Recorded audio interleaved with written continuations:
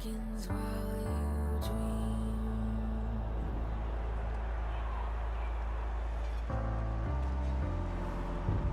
A life never lives in peace.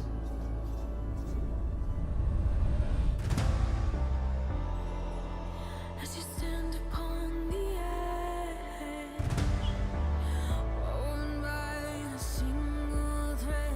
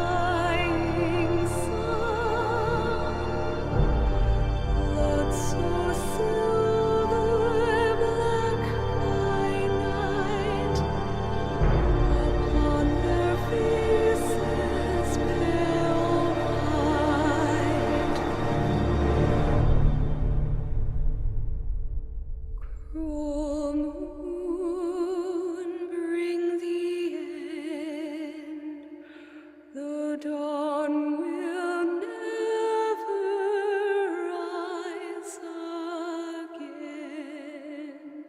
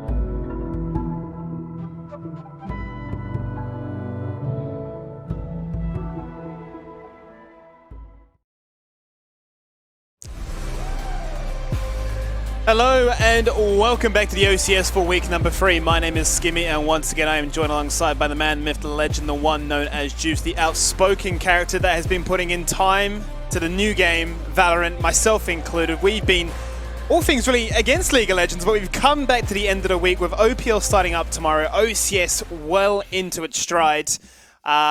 Let's kick it off for this one here. I'm already being made well aware of multiple roster changes coming into this one. So as if the narrative wasn't already looking to try and form into something that gave us a bit of a concrete understanding of power rankings, this week, Juve, should really push that agenda even more forward. Yeah, I mean, I actually wasn't going to mention that I've been playing a ton of that new game.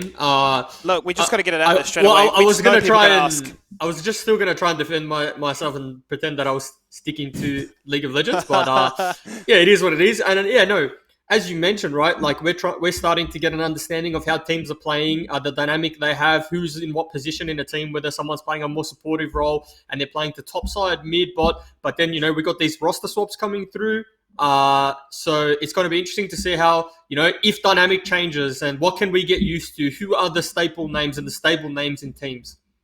That's the one indeed. So without further ado, let's bring up that schedule for today so you know exactly what you have for your viewers' delight. Obviously, 5 best of ones. Nothing's changed there. It's all going to start off with Gravitas Academy taking on the Mammoth Academy, currently sitting undefeated at 2-0. Dire Cubs had a bye last week, but they'll get to kick off the second game as they take to the University of Sydney there, University of Technology in Sydney's esports roster. RMIT Redbacks coming hot. Game number 3 up against Pentanet.GG Rise. Chiefs Academy taking on Orders Academy. And then to finalize and round out the day, Legacy Genesis go to the Rift up against the QT Tigers. So, quite honestly there, Juice, there are a bunch of bangers there from all spectrums of the leaderboard, from 1st to 2nd all the way down to currently 10th place. We've got so many 1-1s at the moment. If you're looking at that, those standings, it goes 1-2, and then a whole bunch of 4-4-4-4-4, and in 10th place. Well, there's potentially only 2 teams that leave, this week at 2-0, right? Because I believe Direwolves had a bye. That's the one, yeah. They haven't lost yet. Neither has Mammoth Academy, speaking of the Devils, as we head into their champion select.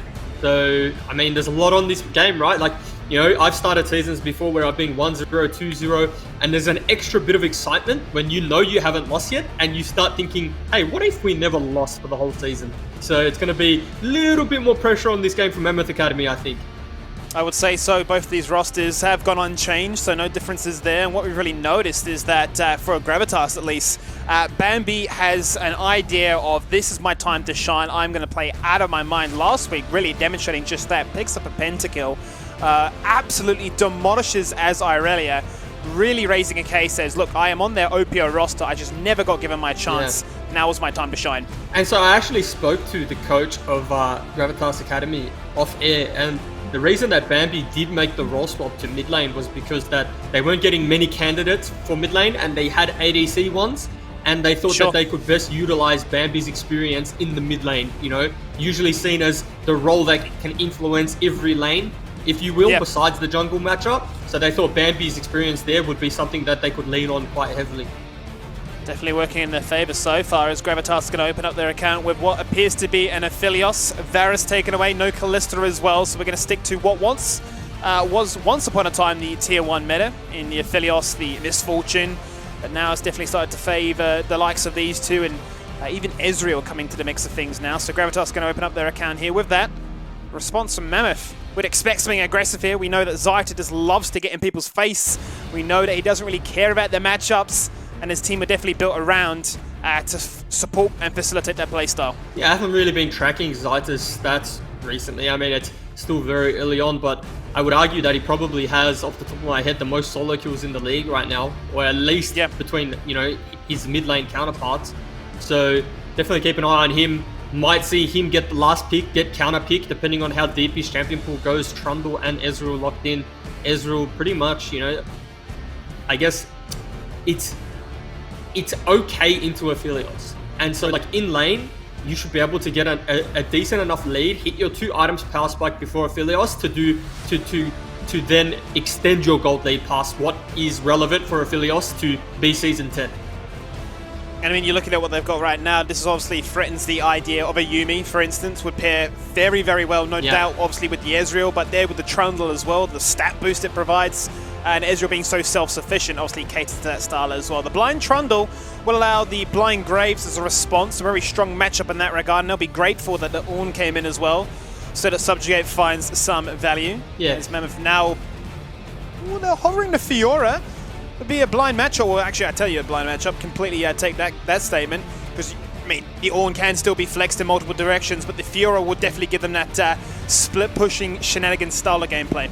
Well, we've seen Maximize play carries in all the weeks now, and you know, sometimes when you give your top lane the carry champion and they don't really carry, you start to think, okay, maybe we're just going to draft a little more well-rounded. Maybe we're going to put him on, you know, Bruiser tank top lane. But every week he's done very well so far, and you know, he's picked up the Fiora, he's picked up the Camille, and so there's been no kind of warning signs that Mammoth Academy should stop picking what they're picking and draft to what you would call like meta compositions, right, with their tank top laners and things like that. So yeah, like, you know, Mammoth Academy are just doing what's been working for them, and I like to see it, right? Why fix what's not broken?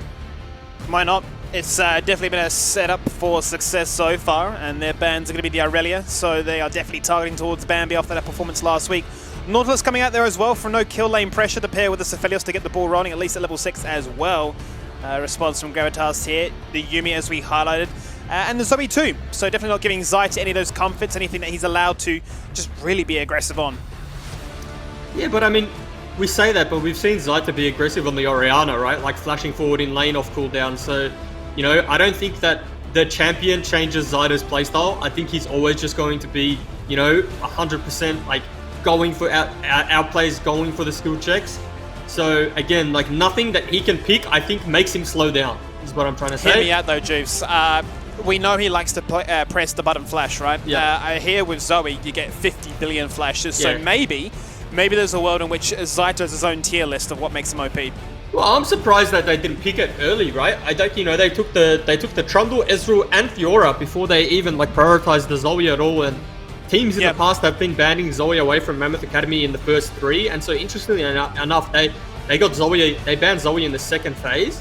You know, Syndra picked up by Gravitas Academy, so Bambi's going to be on the Syndra. I think Syndra's quite a safe mid at the moment. There's not too many bad matchups.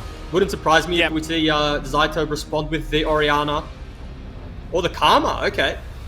Okay, the Karma is what they actually prefer in this situation. You highlighted the Orianna because that's what he played last time into this matchup and did, well, he did formidably. Did actually fantastic in that matchup. But this time around, it's going to be the Karma. It seems to be this staple pick now, just high utility and gets the ball rolling, really allowing these bruisers like the Trundle and the Fiora to get in the mix of things. Yeah, well, okay, Karma really enjoys like versing mages with, you know, that big R button or the big burst that comes through, because Karma can sustain through that, can use the shield, and once that goes down, just through like, you know, cooldowns being a thing, Zaita is going to win that 1v1, right? But it's similar to LeBlanc into Karma like we saw last week when Luch was playing it, right? Like LeBlanc would dash in, get a full combo off, Karma would shield it, and just trade damage, and you just end up winning through like a war of attrition. And so I think this is what's going to happen with Zaita, but I think that Mammoth Academy's comp speaks true to their identity, right? Like, sure, Zaita has these pop-off games, but Maximize is their real big carry player as I'm just looking at the drafts. And they've picked this Karma mid, I think, to really, like, open up the possibility of, A, team fighting, but, you know, potentially, like, just wave clear and disengage while Maximize wins the side. Yeah, buy some time, allow the board really be put into Gravitas' court of like, how do you want to respond to this situation right now? What do they really have in that arsenal? What tools do they have at their disposal? Well, you know, obviously we've got the Ornn ultimate for the forced hard engage. You've got the Bard there with the Temporal Fate to try and lock somebody in place and set themselves up for success in that regard too. But, you know, right now you've definitely got, well, I want to call it 3 hyper carries in the Aphelios Graves and the Syndra. If they get the ball rolling, they can definitely carry from any of those lanes. Yeah, I mean, the thing about Graves is Graves likes priority, and so while they should get priority in like, well, they can play for prio bot. Like if Graves says, "Hey, I'm going to path the bot side," then Bard, if else, can really start trading and pushing for prio. But it might be a little bit hard for Graves, right? Because you know Graves is kind of like a soft counter to Trundle, but you need to be skirmishing early with the red buff. And if Ornn's getting pushed in by Fiora and Karma's pushing in the Syndra, then like, you know, it could be a bit of a rough day for Graves, right? He just ends up clearing camp to camp. Trundle also goes uninterrupted. And then if you ever do group as the 4 or Ornn comes to the force, then the Trundle ulti is going to have so much value in these skirmishes, especially being able to like use Subjugate on the Ornn. Yeah, absolutely. And we talk about this time and time again with the rise of popularity with Trundle, especially him getting picked in, pick 1 and 2. You're sort of saying they need to, their opponent anyway, need to lock in a tank to really unlock the full potential. It doesn't seem like we're going to really veer away from that idea anytime soon. And it feels like, you can quite comfortably, much like for the most part, you could lock in Graves blind and feel like I will do okay no matter what. It's definitely starting to feel like the same story can be told of a Trundle here too as well, Jibs. Yeah, because the way that jungle matchups work, right, is it's not the one. You can't think of it as just like a one-on-one. The Graves is going to beat the Trundle. The Trundle is going to beat the Graves. Like, it's never a one-on-one. You have to take into account all of the lanes, okay? So, like, if you have a losing jungle matchup and losing lane matchups, which this Trundle doesn't necessarily have, then it's going to be a very rough night at the office for this Trundle.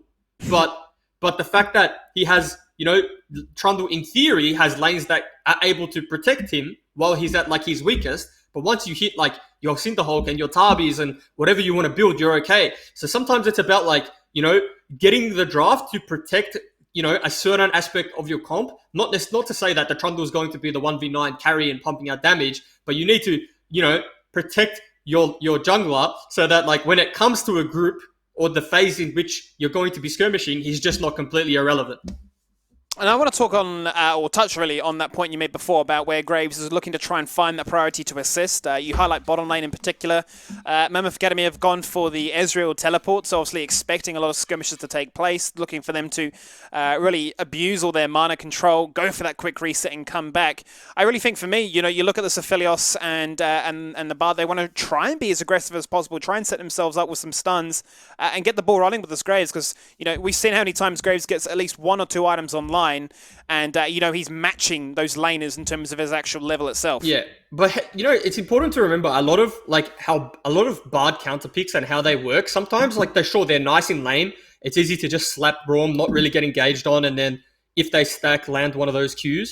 But the thing about Bard is that the counter is sort of out of laning phase, right? Like, if you engage on them, right, and the Braum puts door up to disengage, you can Bard ulti the carry or Bard ulti the Braum, wait out pretty much all of Braum's disengage, or kill the target while Braum is in the Bard ultimate. So there's a lot of like windows, or there's a lot of the onus is really on Trashly to make stuff happen and make this pick worth it, right?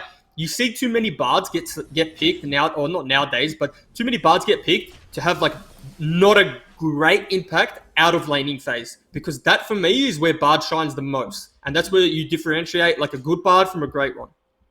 Well, it's going to be a roaming Bard that we're looking to see, and he's already off to a great start there with the brand new skin, looking fancy as can be, rocking the electrocute runes. So they're looking to have that skirmishing ability as the emotes coming out for game number 1 here, week 3 of the OCS. Going to be Gravitas Academy taking on Mammoth Academy, currently undefeated, the only team so far to remain 2-0. And this should be a game that really showcases exactly how botlane in particular can hold its own to allow the rest of these lanes to come in their own formation, really. You're looking at tank versus bruiser top matchup. You're looking at carry versus, I want to call it, enchanter denier, really, in this Karma pick. I feel like bot lane is definitely going to be an area of hot contention. Yeah, for sure will be. I think most OCS games that we've watched, Gibby, the hot part of contention is the mid lane. The mid lane tends to be, hey. Yeah, it seems to be the most volatile. The mid laners are going for the most skill checks, the most 1v1 outplays, and they seem to be like the most, the word's not unstable, but there's really no stability in mid lane from what we've seen so far. Most mid lanes are leaving lane with like 3 or 4 kills. Would you say it's like an ego check more so than anything? Like, I don't want to say like restraint or discipline, but more like, I am better than you and I want to showcase that, right? Get into your opponent's head, really abuse them, make them play a little bit different, maybe deny them a few CS, and, that starts to increment and add up. I just think it's more of a learning experience coming from solo queue into a competitive, like semi-pro environment. You do get punished and a lot of like for over aggression, And I think a lot of these mid laners are just adapting to the fact that, you know, mid lane is a lane that most people play around because it's really the one lane you don't want to lose. If you lose it, you lose access to both sides of the river. So it's more, yeah, just reeling it in when you need to, but also punishing when you can, which I think we'll see, you know, develop over the next few weeks. And it shows so much, absolutely, as you say, with you know, that river control in particular, how that's allowed them to open up the map and really gain control not only with their vision control, but their ability to then dictate the terms as to when those objectives are taken. We're talking Heralds, Barons, Dragons, you name it. Scuttles in the mix of that as well. You can always see pretty active in the bottom lane there. Definitely looking to exchange blows even before the level 2 power spike. No major engage will take place there as a result. Slight difference, however, between the two junglers, as Vengeance here on the Trundle. He's opting to go top side, will be ready and waiting for that Scuttle Crab to spawn. Has placed down a vision wall to spot out that blue buff has been taken. So should have a bit of an idea that Graves will be bottom side river now, as it may look like Jinx is going to match the same case. But he is hovering around his bottom side, so it'll be interesting to see if they look to try and go for that level 3 gank. Don't think there's much really that can be done. I think Fiora has to significantly misplay to die to this. I think Ornn would have to significantly misplay to die to the gank. So not much going to happen. The wave's pushing into him slowly, but you know.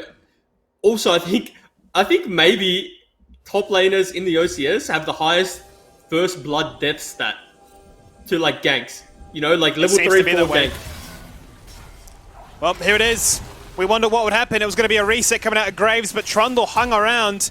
He decided to get aggressive and showcase what he can do. Riposte comes out, Flash denies the auto and cancels the second one as he's just out of range. And Vengeance is the one to pick up first blood. Yeah, it's a very nice gank. Again, pretty telegraphed though, right? Like it's the old classic full clear into top lane gank, which really when your jungler's on the other side of the map has to be expected, but maximize again with a little bit of an early lead. Vengeance as well, going to make this jungle matchup that much easier. You know, they're on a little bit of a timer now, I would say, right? In terms of top lane, like it's going to be fine. Don't get me wrong, Ornn's is going to be Ornn, but each little advantage or each incremental advantage of Fiora gets against the Ornn, it's going to be, you know, you lose the minutes in the late game in which Ornn will be able to hold Fiora. And it gets so terrifying, especially from what we've seen, where there have been Fioras that are, 0-6, but despite that 100 CS up and still matching you and, you know, causing you all kind of havoc in those side lanes. And despite the scoreline, still nobody's that keen to really respond to them, at least on an individual account. You're having to really warrant multiple members up there. That's resources that can ideally be better utilized elsewhere. But as you say, it's definitely putting this game onto a sort of timer where what is the response from Gravitas? Do they look to try and invest and reclaim priority in that top side? Or do they say, well, you know, it is what it is. These next 10 minutes are crucial for us to find advantages elsewhere. I think it's really easy for, you know, for the Syndra to potentially bait Zyta in, Bambi to bait Zyta into a skirmish and have Graves come through, burn the flash. At level 6, I'd see a lot of the pressure going into bot lane, right? One Bard ulti, one Tempered Fate could really spell trouble for Fruitcake and X then, so I mean, Graves has options. Even now with the slow pushing wave, can start the dragon and start stacking those dragons up. That's the one, you know, that's the one thing you can do when your top side of the map is losing or your bot side. You can always get those neutral objectives, right? Like this bot lane's faring very well for Gravitas Academy so far. And look, we see Graves on the dragon doing the right thing. And now this potentially puts, you know, Mammoth Academy on a timer. If they end up getting those 3 dragons, do they want a team fight with the Fiora? That is the call right now, as Jinx was not revealed by any vision, but may have given Mammoth an idea, as there is a small defensive wall place that Trashy then went across to give the Graves a little bit of sustenance, keep him topped up. That'll be first dragon of the game going the way of Gravitas, the Ocean Drake taken off the board. Yep. The Inferno Drake that comes up next. So we're looking at, what? We're looking at speed, ultimate reduction, and just straight up beefiness there. I mean, Mountain and Cloud isn't that bad, right? Aphelios drops an ulti, gets 6,000 movement speed, whatever it is, but... And then otherwise you get the Mountain Soul, and all of a sudden your Ornn becomes unkillable, so... You know, whilst you probably prefer the Ocean or the Inferno in this game, in this current game with the champions, it's not too bad. Won't be too bad at all as this game gets off to a flying start with a small lead starting to accrue really between both the bottom lane and the mid lane here for Gravitas. Second blue buff rotation comes across, as do the lanes appear to flip. As Mammoth go hunting. So this is really good for Mammoth Academy. This hurts so much, more than you would believe, right? Karma now pretty much has unlimited amount of shields and an unlimited amount of wave push. And while Syndra is going to be trying to Syndra has to decide, do I match this? Do I try and stop you from pushing? Or do I trade health? Or what's the go? So this mid lane predicament now for Bambi becomes, you know, almost second to the wave. Being very much a case of Zyta being pushed up against his tower and been denying a fair bit of this damage coming out, but definitely, as you say, with the blue buff now, definitely going to flick that balance of the lane as a result. Where's the second blue buff going to go? It may be a case of Jinx and Co invading to spot things out. But it is going to be the rotation advantage that Mammoth can find as a result by being the ones in the driving seat, can go from buff now to objective, and they're going to look to start up the very first herald of the game. And it's always Graves one step behind, looking to try and pick up the pieces. Nice little trade there from the Ezreal into ultimate. Very good. A lot of damage there, punishing the fact that Trashly went roaming. Playing his own mini-game right now as he comes back. Oh, dude, you know how many times, if you're a bot laner, if you're an ADC, how many times your Bard will lose lane just to go get chimes? Now, I'm not saying that that was Trashly's fault whatsoever, but it just brought back some flashbacks about Bards leaving lane at the most inconvenient of times to play their little time game. I'm sure there's a story there. Yeah. Have you had a few games of you know, bot lane fill, and you're like, come on, what's going on here? We've all been there. It's what we need Rusty on the cast as well. I'm sure he could be here to add a counter argument, balance out the discussion. But regardless, I would like to think Rusty's not a lose lane for Chimes player. I don't think he would be. I think he's far too intelligent for that. But why didn't you just let me go get my Chimes so we could win? We would win the trade if I had Chimes. the joys of solo queue. Regardless, 10 minutes into this one, very quiet game on that front. It's been very small micro decisions that seem to be slowly adding things up. It hasn't really turned the tide of this mid lane matchup much, regardless of Karma getting this blue buff. Still down a deficit in this CS. And Maximize holding the wave right there. You can see why Vengeance was hungry and ready to try and deploy that Herald as well. Really make things go from bad to worse in this top matchup. Yeah, Bambi's laning pretty well, right? Like, you know, against the blue buff. Still up CS.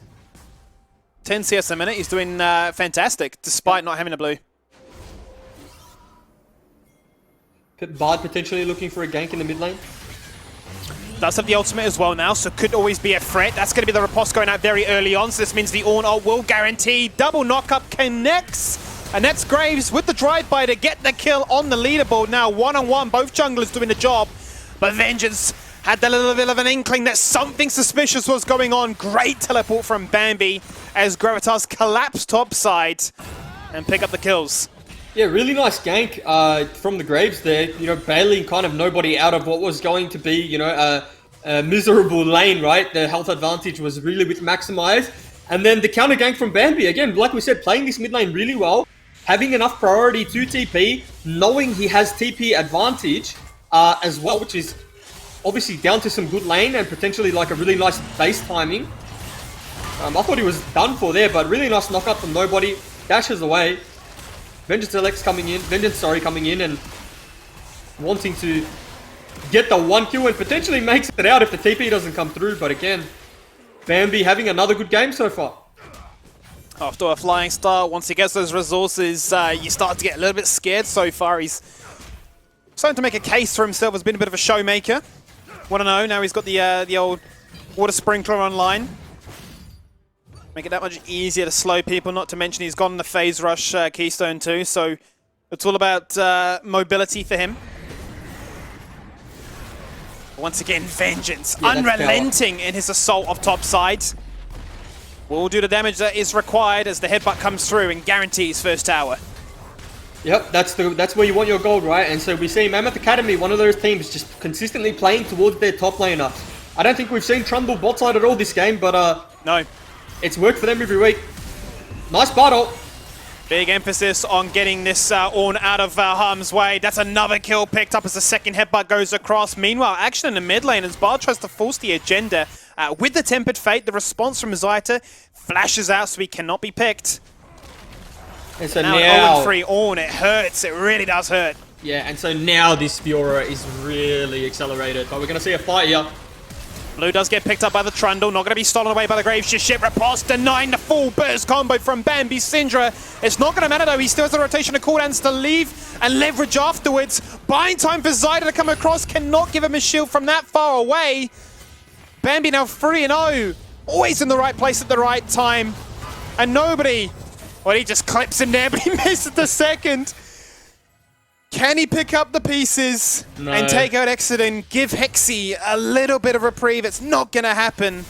But they are finding infinite value with these teleports, Jubes. Yeah, but what we also missed was on that gank from nobody, Heki walked up a little bit too closely and got sniped off by the Ezreal. So what should have been just a 1-for-0 and a decent enough TP ends up being a 1-for-1. And, you know, not too bad for them, right? It looks like the battle of both carries for Gravitas Academy and Mammoth Academy, right? Maximize versus Bambi. Oh my gosh, Jinx, right place, right time, just delivers the damage. As soon as Vengeance went sniffing around thinking somebody has to be here, he says it's my time to shine and just connects with the ultimate full one-shot combo. Mid-jungle right now having an absolute blinder. Yeah, maximum aggression coming out of Jinx V, right? You can't get any more alpha than flashing a wall under the turret and killing their mid laner. So, you know, love seeing that type of aggression coming through from junglers. Starting to become a little bit apparent now what their game plan is. You know, Mammoth definitely putting all their attention to top side, but, you know, Jinx and Bambi are like, well, we'll just pick up kills. Well, this is a really good fight from Gravitas Academy, right? Mammoth Academy are just overstaying for a blue buff, trying to deny another one of Bambi, but they identified, you know, you guys haven't based yet. You're trying to take way too much. You're taking way more than you deserve, and they were punished for it. And now Bambi's gone from 1-0 to 3-0-1, picked up his hose, has a needlessly large rod, and you thought this matchup was hard already for Zayta. It's not going to get any easier. You know, and we might even see Bambi just going to gank that Fiora, because with the hose, with the amount of CC and the utility coming out, they will be able to deal with Fiora for now at least.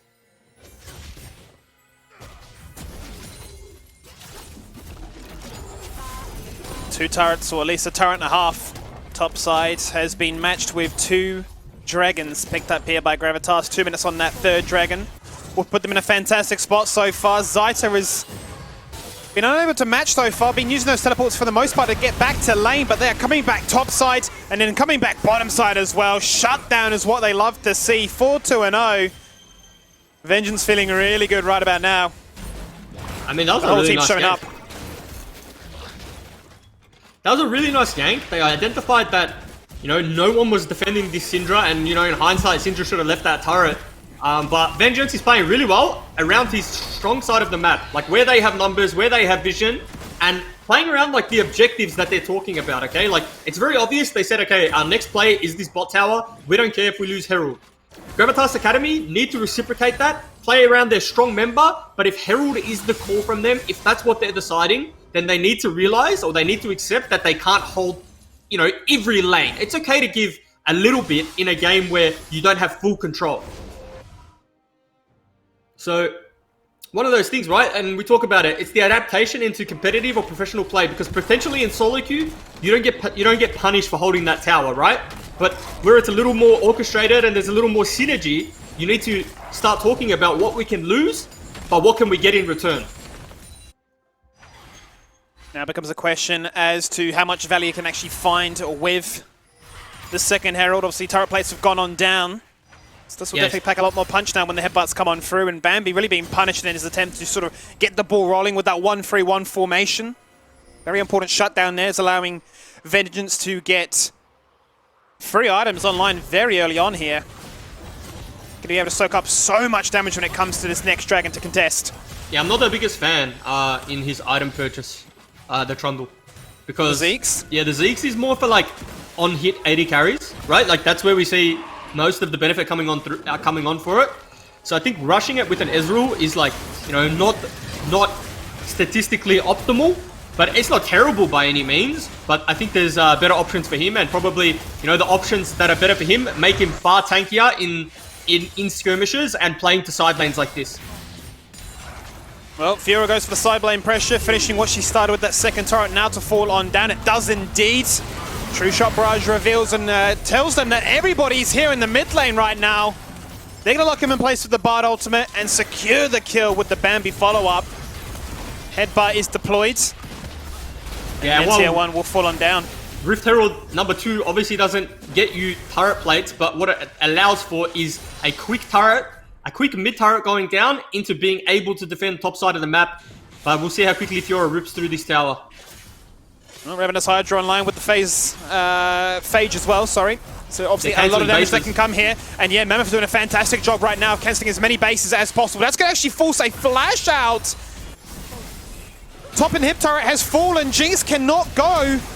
Bambi managed to get back to base, but they're burning flashes now to pick up everybody as they scuttle away and hope that they can live. Greedy bases are cancelled right now, and you could say that, yes, Mammoth are ahead in the Gold League because they are prioritizing map control, 4 turrets to 1. And Gravitas have gone the objective direction, now threatening a soul point, but they've really given themselves a fantastic platform, a stage for this Fiora to execute on now with open inhibs. Yeah, and so this is the problem that Gravitas Academy have now, is Mammoth Academy have done really well in managing their side lanes so that whenever there's a fight or whenever they lose a member, they're still going to get stuff done on the other side of the map. And so Maximize was able to break open that top inhibitor to leave an exposed inhibitor, sorry. So next time that this dragon is up in 3 minutes, Gravitas have to decide, do they want to fight this dragon? Do they want to try and secure the dragon? Or do they want to lose an inhibitor for it, right? Because no one really is going to be able to hold Fiora or stop Fiora from taking it. They just needed to determine what's worth losing this inhibitor for. Is it worth the Cloud Soul? Insanely strong top side is Mammoth right now. 5-0 is the Trundle. All the CS in the world. The highest on their team is the Fiora right now. Has just completed the Trinity Force in 1 buy. Now going to go bottom side and break open even more as mid-tier 1 falls in response. Very different playstyles in this game here, Juves. Well, so it's interesting. Fiora has gone... Sorry, Skippy. What I was going to say is it's very interesting to notice how they are playing this hard macro game, forcing the time on Gravitas, and Gravitas saying, well, all we can really do is try and pick up dragons and say, okay, 23, 22-minute Soul, will you contest us then? Well, like, in an ideal world, right, your Ornn's not this far behind in this matchup. Like, you know, it's been a good play from Mammoth Academy and also a little bit of poor play from Gravitas Academy to have this situation that we're in. But the one way you counter split pushers in kind of Season 10 with the changes that they made to dragons and souls and whatnot is that you do start stacking dragons, right? So Gravitas Academy have done the right thing. You know, they're on soul point, and it's because they you know, what Ornn does best is group. What Fiora does best is hit the side lane. So if they can force a 5v5 at this dragon, it is their best chance at winning this game. Sure, Fiora is accelerated, but Ornn is still Ornn, and Fiora is still Fiora when you come to group. Does have the highest amount of gold in the game, despite the amount of action that Bambi was able to acquire. There's about a 500 gold discrepancy between the two. About 3.5 between both of these two on your screen right now. So that paints the picture as to the difference as you're looking at components versus 2 completed items. But yeah, to take you back to that point on the dragon, that's really been a case of, well, observing the fact that Trundle was being very proactive on the map. And always having an answer to it, a response that will give themselves their own win condition to play towards. But now, a minute left, and we are playing for a Cloud Soul. It's going to be quite interesting to see what this really means if Gravitas actually pick up the Soul point. And then how it really caters into Mammoth's playstyle of, well, do we need to now match them? Or do we want to even more, you know, break open this map and never let them at 5v5? I think with Cloud Soul, Syndra would have the most movement speed you could possibly acquire in the video game when she ultis, because she'll have Phase Rush, Cloud Soul as well. So it's going to be cool to see her zooming around Summoner's Rift if they're able to secure the Soul. And it's, you know, it's important to know, right, like this 4,000 gold lead, or this 3,000 gold lead, is, majority of it is on Fiora. I'd argue maybe all of it is on Fiora. So if Fiora isn't here, they're actually not at a gold deficit. And we can see what they're doing now, right? They're sacking top lane. They probably made the decision, we're going to lose inhibitor. Let's win this Dragon Soul fight. Let's get it. Let's back out, and then we'll deal with Fiora later. So it's going to have to be some clean execution from Gravitas Academy, because if they manage to, you know, whiff it, if they don't get the dragon, aces get cancelled, Fiora's just going to end the game. Well, this becomes a beautiful dance. You can see inhibited down to half right now. The dragon starts off, but opposite not going to hit anything right now. The dragon will not be stolen, but the fight does actually coming out. A fair bit of poke here for free, in particular from Zyto as well as Excellent on this Ezreal. Can they hard force the engage? The Ornn ult comes out. Not going to do enough right now. They snipe away the Ornn. That's one. Now these members so safe in their attempts. Yes, you picked up the soul, but your base is being destroyed. Both Nexus turrets are full on down. Their base recalls are being cancelled as well. Macro wins the game. Yep. Macro is the way. And 23 minutes in, Fiora is the play. I mean, they lost the fight. They did end up losing the fight at Dragon. But like we said, right, the Fiora left to the side lane is just going to end the game. You need to be clean, you need to be quick, and you need to be decisive, right? If you allow that Fiora to any time on turret, it's game over. I always look at those situations where you're in that little dance of the objective call, and it's like, look, we've got to respond to this split push at some state. We have to do something. They forced in, but they were taking so much poke from afar. The turnaround wasn't convincing enough, and well, it was free harass. Ended up in them not only getting kills, but they were able to stop the recalls, and really what Fiora started from level 1 in this game was compounded and really delivered with a victory. That does it for game number 1. We're going to take a second to call on off. We're going to jump to a quick break, and when we return, game number 2.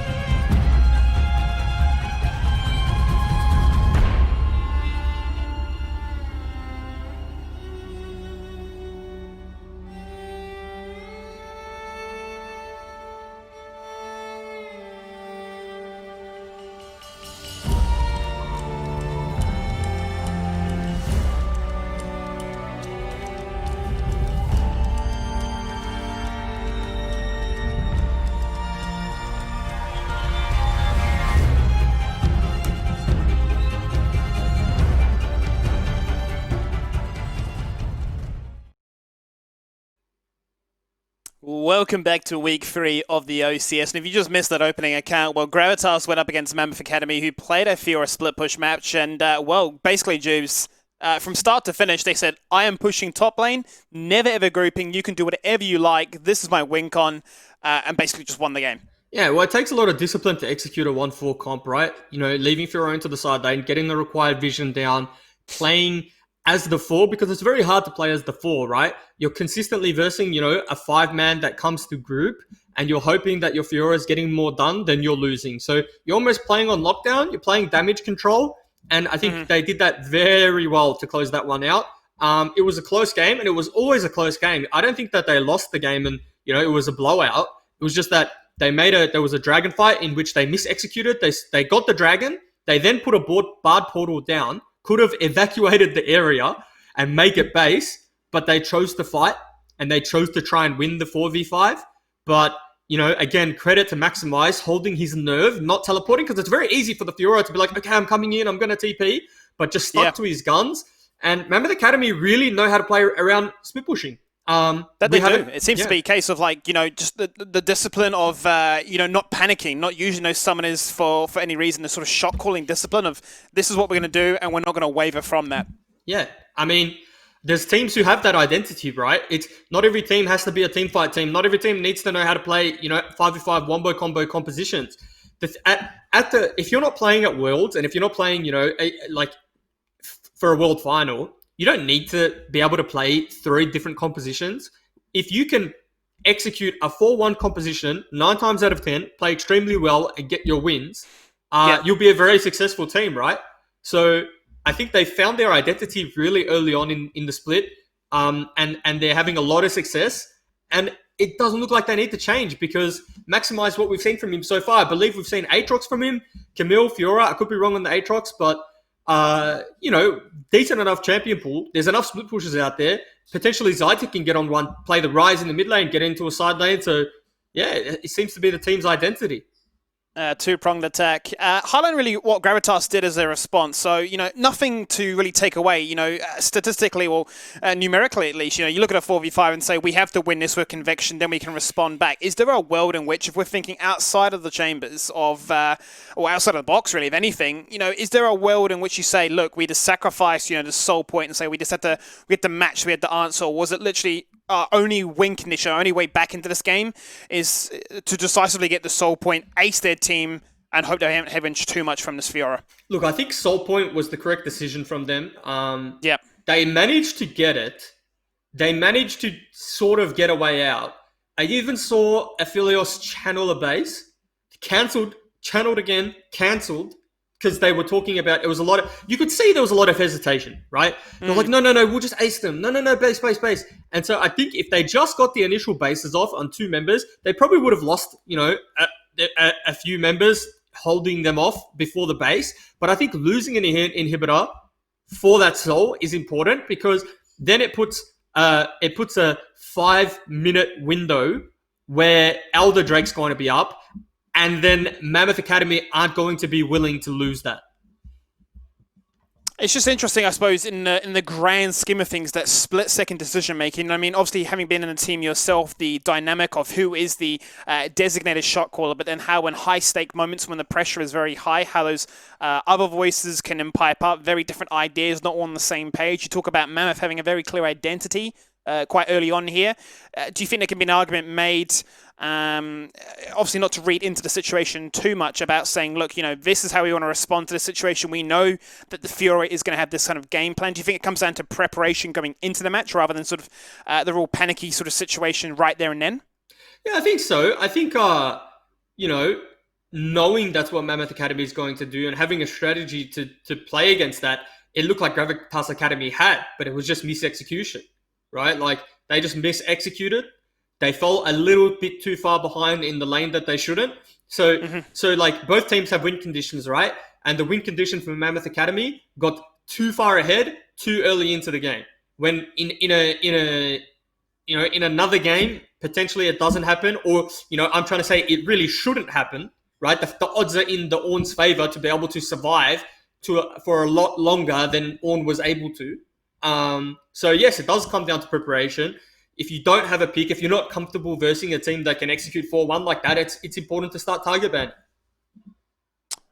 Well, we'll turn our attention now, I suppose, onto game number 2 for week 3 of the OCS. The Dire Cubs had a bye last week, didn't get a chance to perform, but showcased that they are very strong when given the right picks. We had Udisov coming in there as the, quote-unquote franchise player. He got the Evelyn, which he never expected, and absolutely destroyed and allowed his team to come out ahead in a victory. They'll be playing today. They'll be up next against UTS Esports, where actually a bit of a big announcement for them. They've come in with a rather late roster change, which has meant that they've had to actually forfeit all of their bans coming into this next match. That could actually really swing the balance of this 1v1 or this game that's going to take place right here. I mean, we've seen it happen in other regions in Korea where a team rocked up late and weren't able to get all their bans online. And I suppose it kind of swings in nicely from our previous discussion about preparation.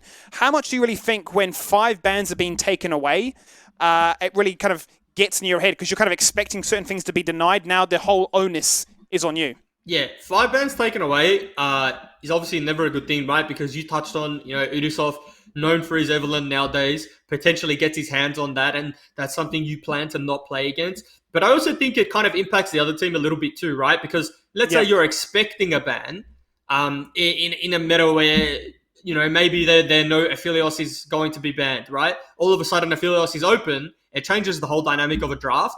So really, this is where it comes down to coaches being really important. When things like this happen and you have like that little bit of time to adapt, being able to, overcome these 5 bans, being able to think on the spot and come up with the better draft is really important.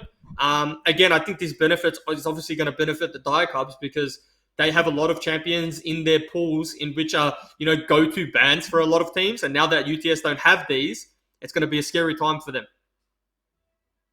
I'm just getting word from a producer right now that maybe a bit of a delay on this next matchup, so we'll fill you in as need be. But highlighting UTS, they've been off to a bit of a shaky start so far. 0-2 at the moment. They had their first week up against Mammoth Academy. Wasn't to be the go there. Then up against Chiefs Academy last weekend, and it wasn't to be the case once again. They've come in this week with a very different idea of how they want their roster to look. They've swapped Zeus from the jungle now into their top lane. They've brought in Zandy now as their new jungler. Zandy was already there beforehand, sorry. So they've flicked things around in that regard. Lanson's still going to remain in this situation. RP is still there. But Cadence has been taken out of the mix. So bit of a swap around. We were a big fan really of Cadence when he was playing on the role. We had a lot of fans in the chat as well. We definitely showcased that when given the resources, he could be an ADC that you can rely on. So interesting to sort of see that, coming in with this late roster change and what it's sort of representing for them, whether or not it's been a week they want to put past. Yeah, I mean, they didn't have the best two weeks, and that's putting it lightly. I think a couple of their games were over quite quickly. So they're not mucking about. There's no room for, wasting time, I guess. They've made their roster changes, albeit late. That's why we aren't in game yet. Just waiting on them, I believe. Yep. We're allowed to say, if they aren't in lobby at 6:01, the game will be forfeited.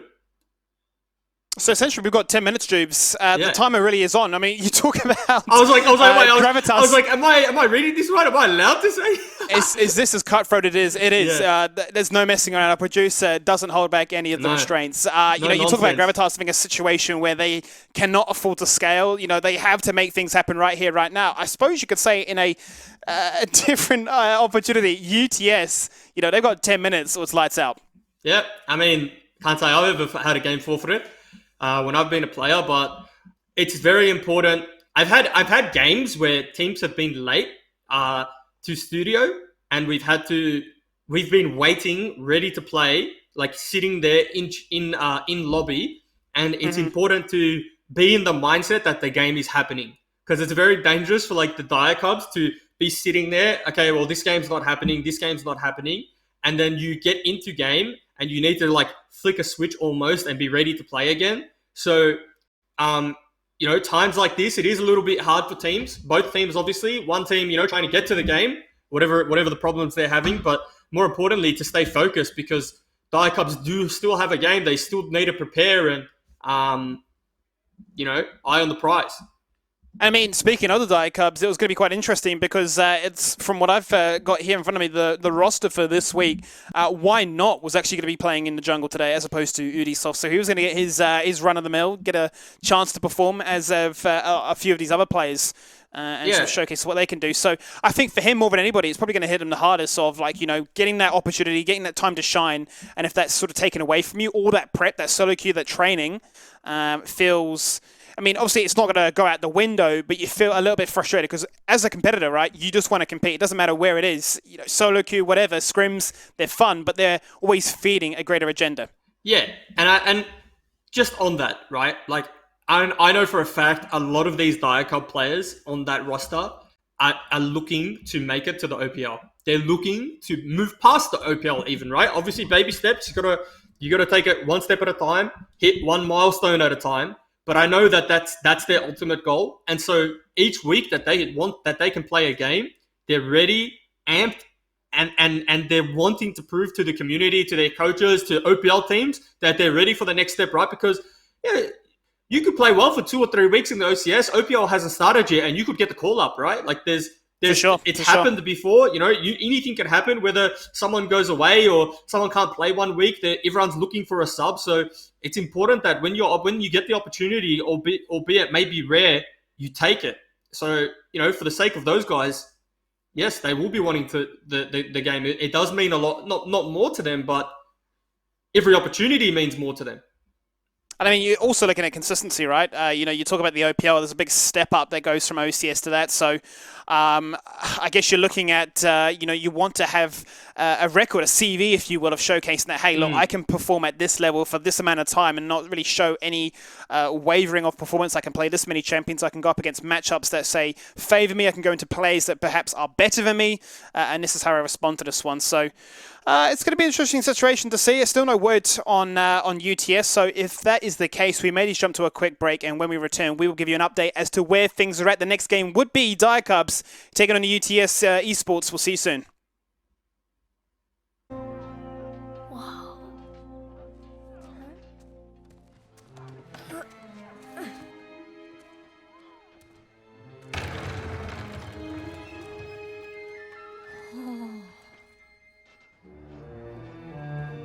Stop! You're gonna get us in trouble. Look, I'm Garrett Crownguard, Might of Demacia. It's over for this monster.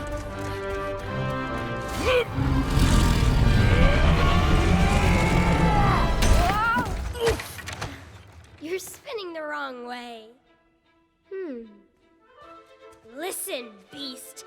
You don't stand a chance against Fior Leroux.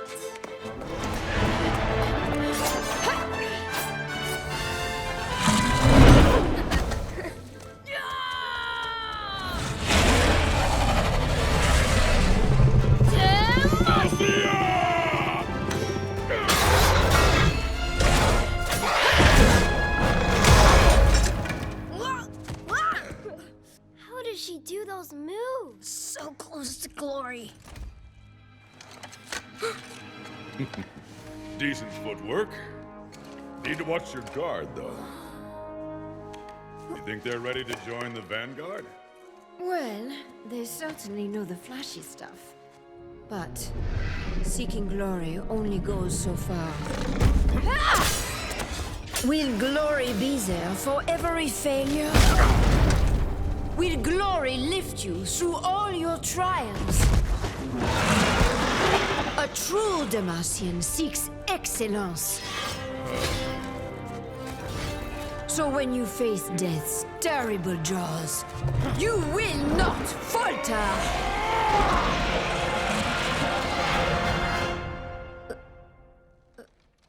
Fiora. You want me to sugarcoat it?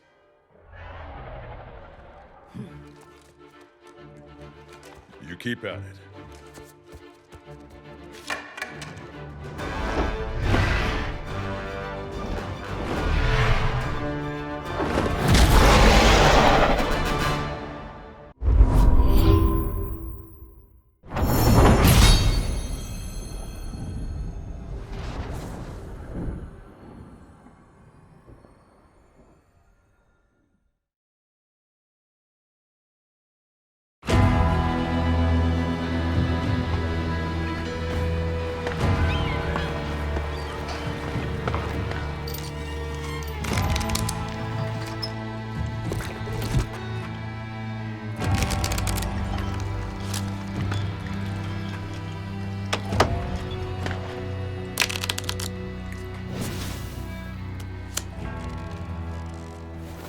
Seems like I'm the one holding all the cards now.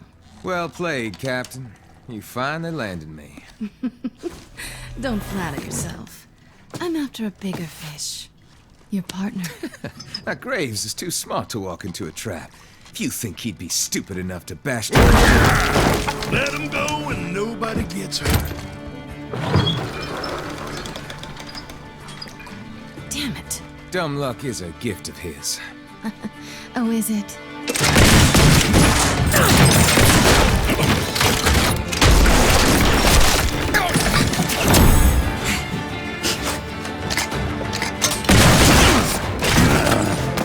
No, you don't.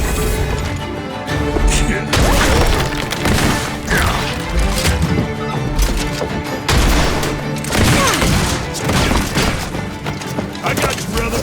Much obliged.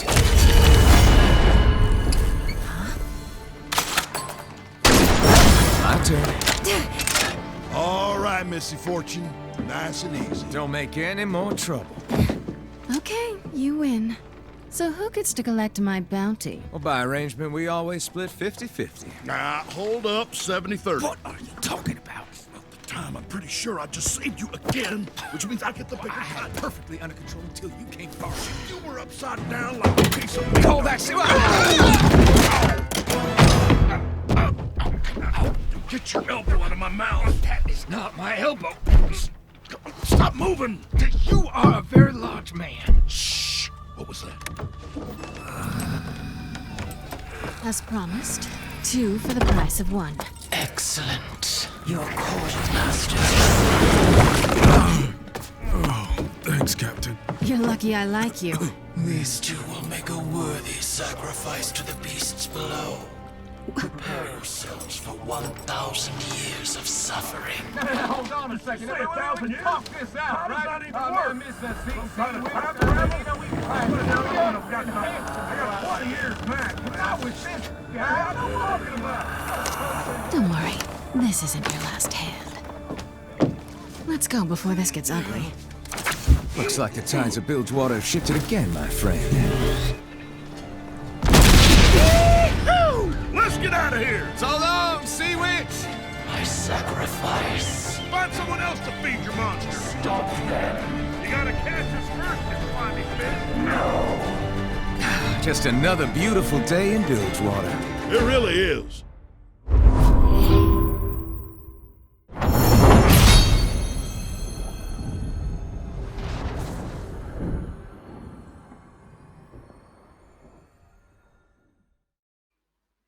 Welcome back. Here we are, week number 3 of the OCS. Another minute, and we will find out what the go is here for the UTS Die Cubs matchup. The competitive ruling is that they have another minute left before they are forced to FF this game. So we will give you the update when that is to be the case. Jibs, have you ever had a situation similar to this? I mean, I'm sure scrims are one kind of category, but when it comes to an absolute or an actual competitive game, very different can of worms. I've never had. I mean, I've had teams be late and docked bans and all that good stuff, but I've never been in. I don't think I've ever been in this tight of a situation. Yeah, we'll have to wait and see. I'll wait as the producer whispers in my ear. So we're literally here yarning to you. Very much the same case of Twitch chat going, start the game. We want to start the game, believe me. Yeah, I mean, it's like, no, Skimmy. We're not starting the game because we want more airtime, okay? What are we going to do? Are we going to do stuff like Nick, where we start doing push-ups and handstands? I mean, I feel like that's an OPL tradition, mate. I feel like we can't take too much away from them. No, we can't be content thieves. You know, no. We've already seen NA do that for the OPL broadcast. We be chilling, Nick boy. We just be chilling. I believe that's what the version of Nick boy. I believe that's what the kids say nowadays. Are you trying to make us sound like absolute boomers? I feel like we're in that weird discrepancy, right? Of we're too old to be Zoomers, but we're not old enough to be boomers. Is there like a middle ground? Do you think? I'm sure chat can come up with something. No, I would argue that in esports terminology, we're boomers. Okay. You know, because like in esports, the traditional like professional career isn't that long to that of like a footballer or a traditional sportsman. So, you know, if you accelerate career length while gaming, you might as well accelerate age length out of game as well, dude. Like, we're just boomers. Look, I'm looking at chat and they're saying that we're millennials. I think we all know that we're millennials, but like, you know, there's a term like Zoomer Boomer. Is there something in the middle? Like, is like a lingo? I'm sure somebody's come up with something catchy. There has to be. Like, you know, in this day and age, there's a label for everything, right? You can't just be you. You've got to have something added into the mix. So, you know, we can get something trending. Yeah, we can be known as, I don't know, what you've got left. Yeah, maybe wouldn't go. So many variations on the words right now. But so if we don't get this game, what would mean coming up next would be the RMIT Redbacks taking on Pentanet.gg Rise. Just got the update now. Okay, so it looks like UTS have actually forfeited. They haven't shown up for their game here. This is going to be game 2 of the night. So the Dire Cubs get a free dub. They'll go to 2-0 as well. That was a really good game out of the Dire Cubs. Super really great. Clean. Why not? Really good debut from him. Very impressed. Well there played. You have it. You know, why not? Fantastic debut. Udisoft, what a patriot. You know, he allowed why not to take his starting position. Well said, done, look, mate, Udi. there you go. Undefeated as well. Udisoft's a secret agent. He did this on purpose. He did this on purpose. He's just got in there and said, look, you know, free. Like, you know, they don't get any bans, so they can't take away Matt Evelyn. Why not? You can play. It's a free win. Yep. Okay, well, let's just talk about the next matchup. You know, that one's at the door. It never happened, so we can wipe that from the VOD. Game number 3, RMIT Redbacks taking on Pentanet.gg Rise, which, with all the experience they had, there was a big question mark as to what it actually mean when they came to the Rift, and they surely delivered. They came out swinging. They took down Legacy Genesis, and it looked strong too. Yeah, it's important to note too, Skibby, that Pentanet.gg Rise are fielding a new ADC as well. I'm just finding out on the roster. They have Zenk. Yeah. Yes. So Zenk's come in, and Piglet 101's out. But Zenk has been an OPL player in the past. He's kind of been a multi-field player. He played jungler in the OPL. But we're talking OPL like 2015 OPL. So that's a long time ago, but he's been a sub ever since then for a couple of teams. So he has a little bit of experience in the professional circuit. So yeah, be interesting to see how Zenk does on his on the new roster. And then speaking of the opponents in the RMT Redbacks, both Wash and Wash has swapped from jungle. He is now playing as their support, so that means that Dottie is not in this match today, and they've brought in a new player known as Zanguish to be their new jungler. So a couple of roster swaps for them as well. So there's a bunch of different changes really coming into week 3. I mean, we talk about it being an early start to a season. Maybe certain game plans not going as they wanted them to sort of go. Maybe results not translating from what they've seen in scrims, or maybe just ideas, pairings. You know, I'm sure when it comes to competitive video gaming, especially if you're living in a gaming house as well, egos, personalities can collide. I'm sure on this front here, maybe just looking to flex around these big rosters that they can. Sort of stop trying to create drama. There's no drama there. It's just maybe old mate. Hey, some uni teams. Maybe old mate's got some university homework to do. So potentially the sub comes in to relieve him of that duty, and he's doing some uni work while he's supporting his team. But no, you never know. Good guy, Juves. You never know. You never know. Good guy, Juice. Always coming in here with the big calls. So yeah, RMIT Redbacks up against the boys in Pentanet.gg Rise. Going to be a big one. We get to see exactly what happens in that one. So as we wait for them to get themselves readied up to go into Game 3 of the next lobby, once again, we're going to jump to a quick break. More cinematics. You love to see it. Love it.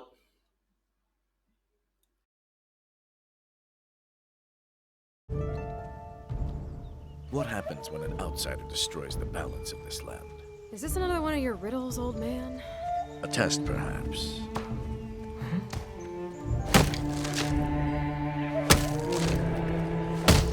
Noxian. You don't cut guardian trees. I'll teach him a lesson. With your steel?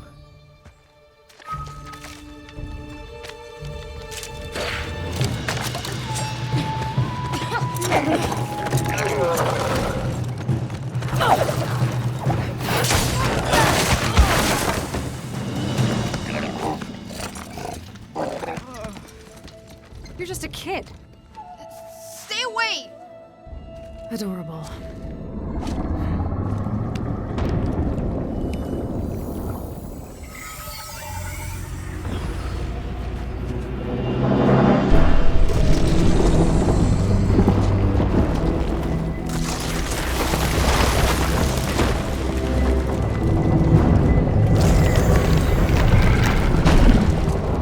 What's happening? See as I see.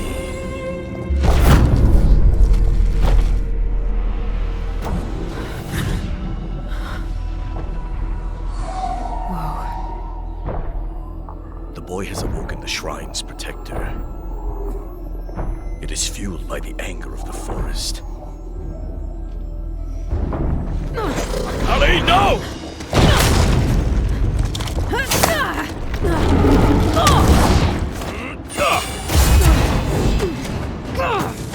The balance must be returned. Can't we just bend the rules? He's a kid!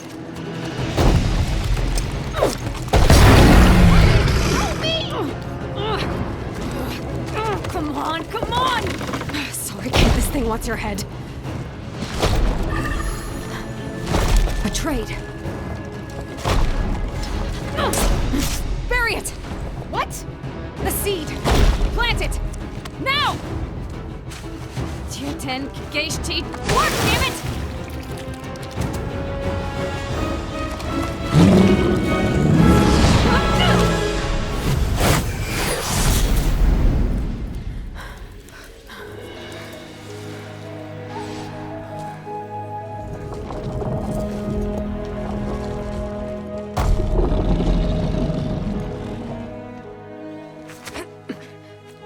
If you hurt this land, it's gonna hurt you back.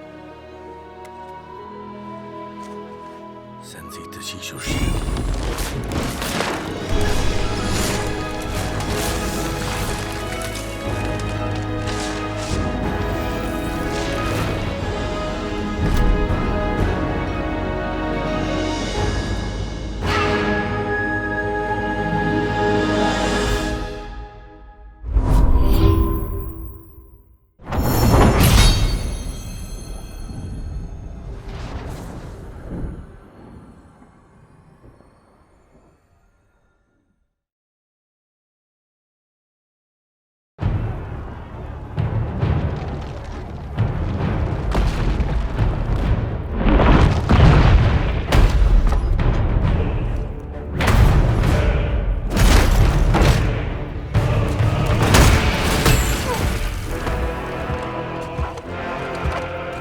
In my name, hold them back!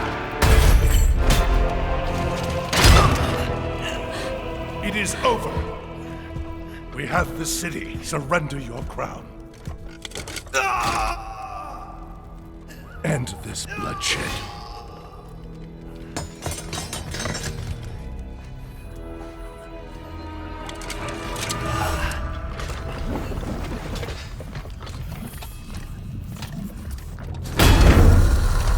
Crown is mine by birth, granted to me by my royal blood, as are these lands and my subjects.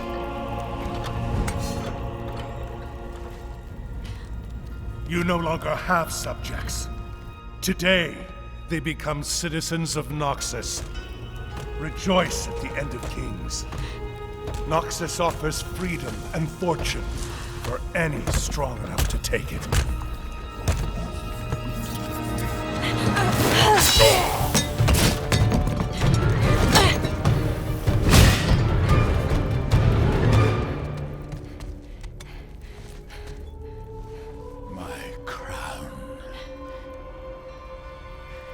Returned to me by a slave. Unworthy even to touch it or stand in my presence. Don't you see, Noxium? The gods return the crown to me. End this bloodshed? No. The kingdom is mine. Or it is a graveyard. Show them, girl. Die for your king. Go! No. Insolent filth!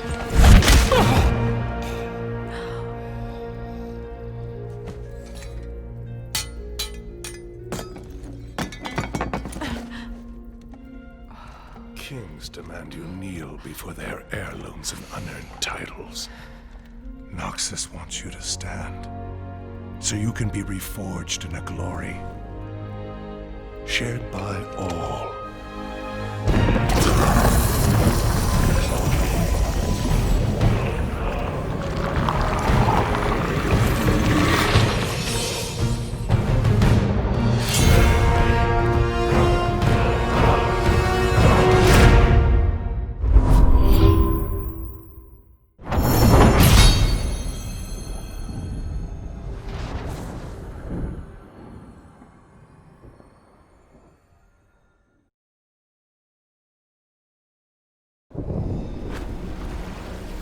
Few know the truth of the Shadow Isles. Even fewer dare to venture there.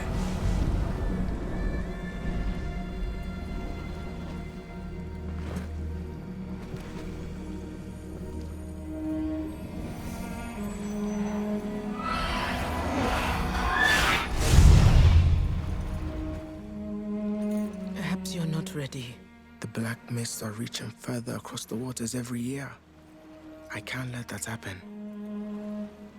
That is what your father said. I'll relight the wards and come right back. I must do this. For him. Go.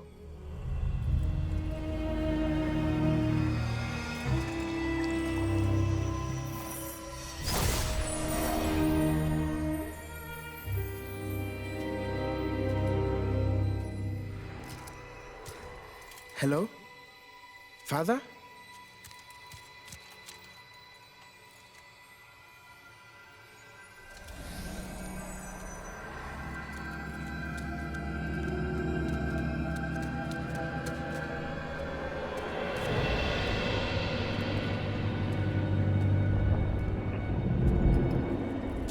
Father!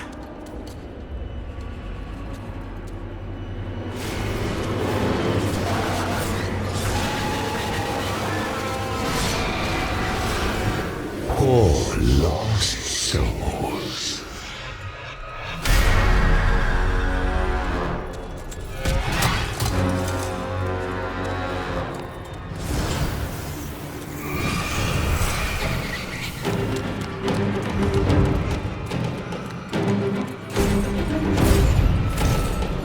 Round and round we go.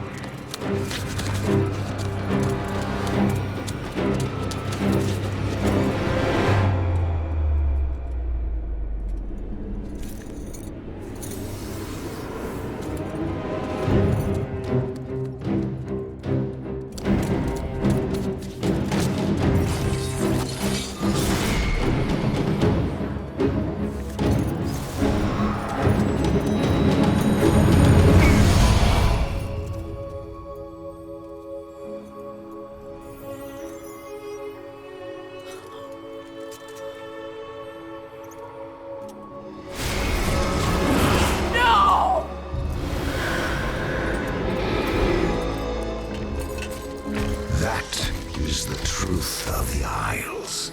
Mortals come, lured by hope, and we are always waiting.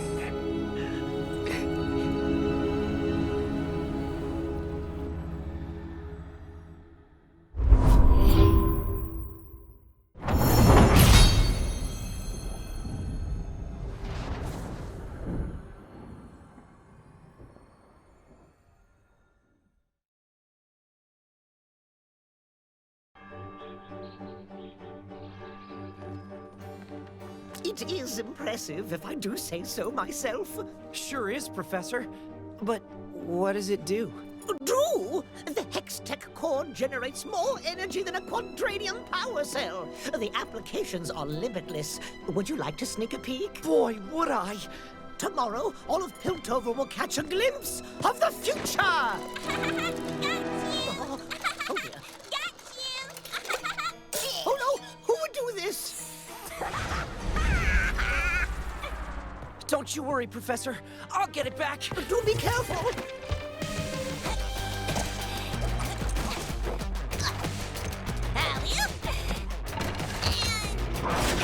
You're so pretty. What if I transfer the energy too? Thank you, Jinx, for making me. Oh, no problem, Mr. Sparkles. Now let's start this party. Perfect.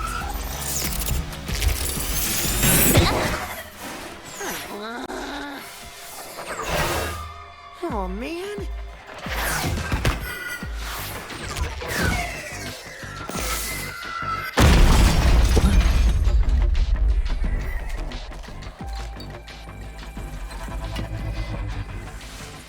Whoa. What if I redirect this? I might get more thrust to...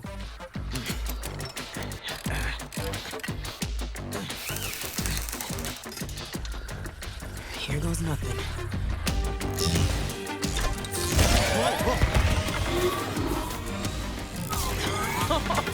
All right, let's see what this thing can do.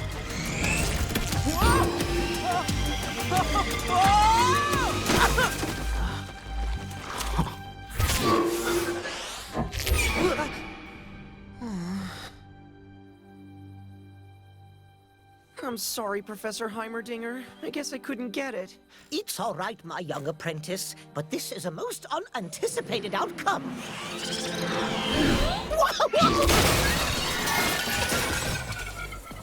What a clever design. Now, what if we adjusted the electromagnetic coils? It could generate enough energy to... Ladies and gentlemen, behold! The power of invention!